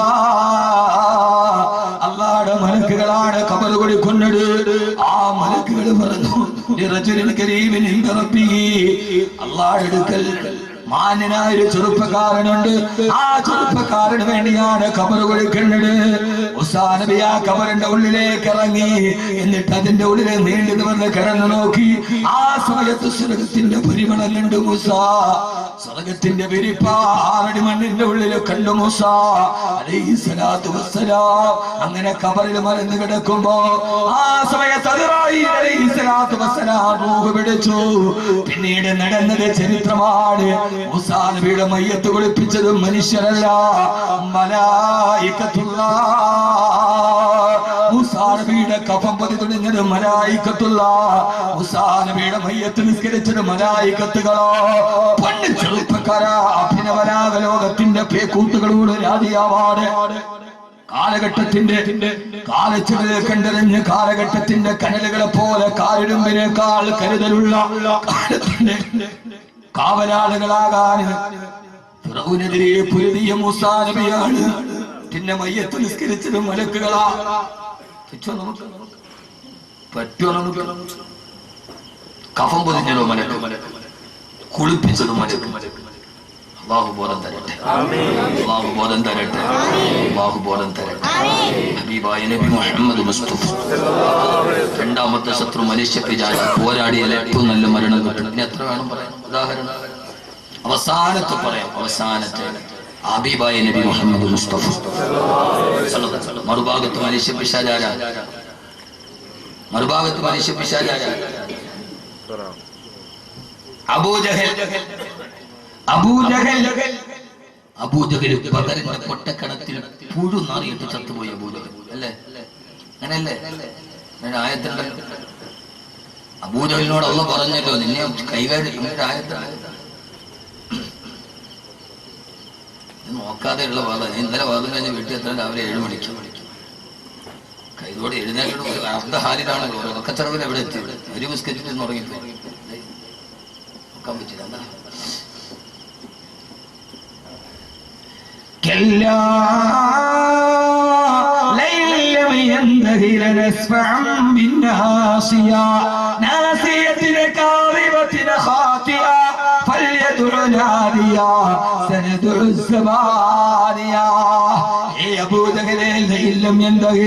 നിന്റെ തമ്മാടിത്തരം നിർത്തിയില്ലെങ്കിൽ, നിന്റെ ഈ തമ്മാടിത്തരം നിർത്തിയില്ലെങ്കിൽ നിന്റെ മൂക്കിനിന്റെ ഈ കുടുമയിൽ പിടിച്ചിട്ട് നിന്നെ ഞാൻ വലിച്ചെറിയും അബൂജഹലേ. നിന്റെ ഈ മുടിക്കെട്ടിൽ പിടിച്ചിട്ട് ഞാൻ വലിച്ചെറിയൂടാ.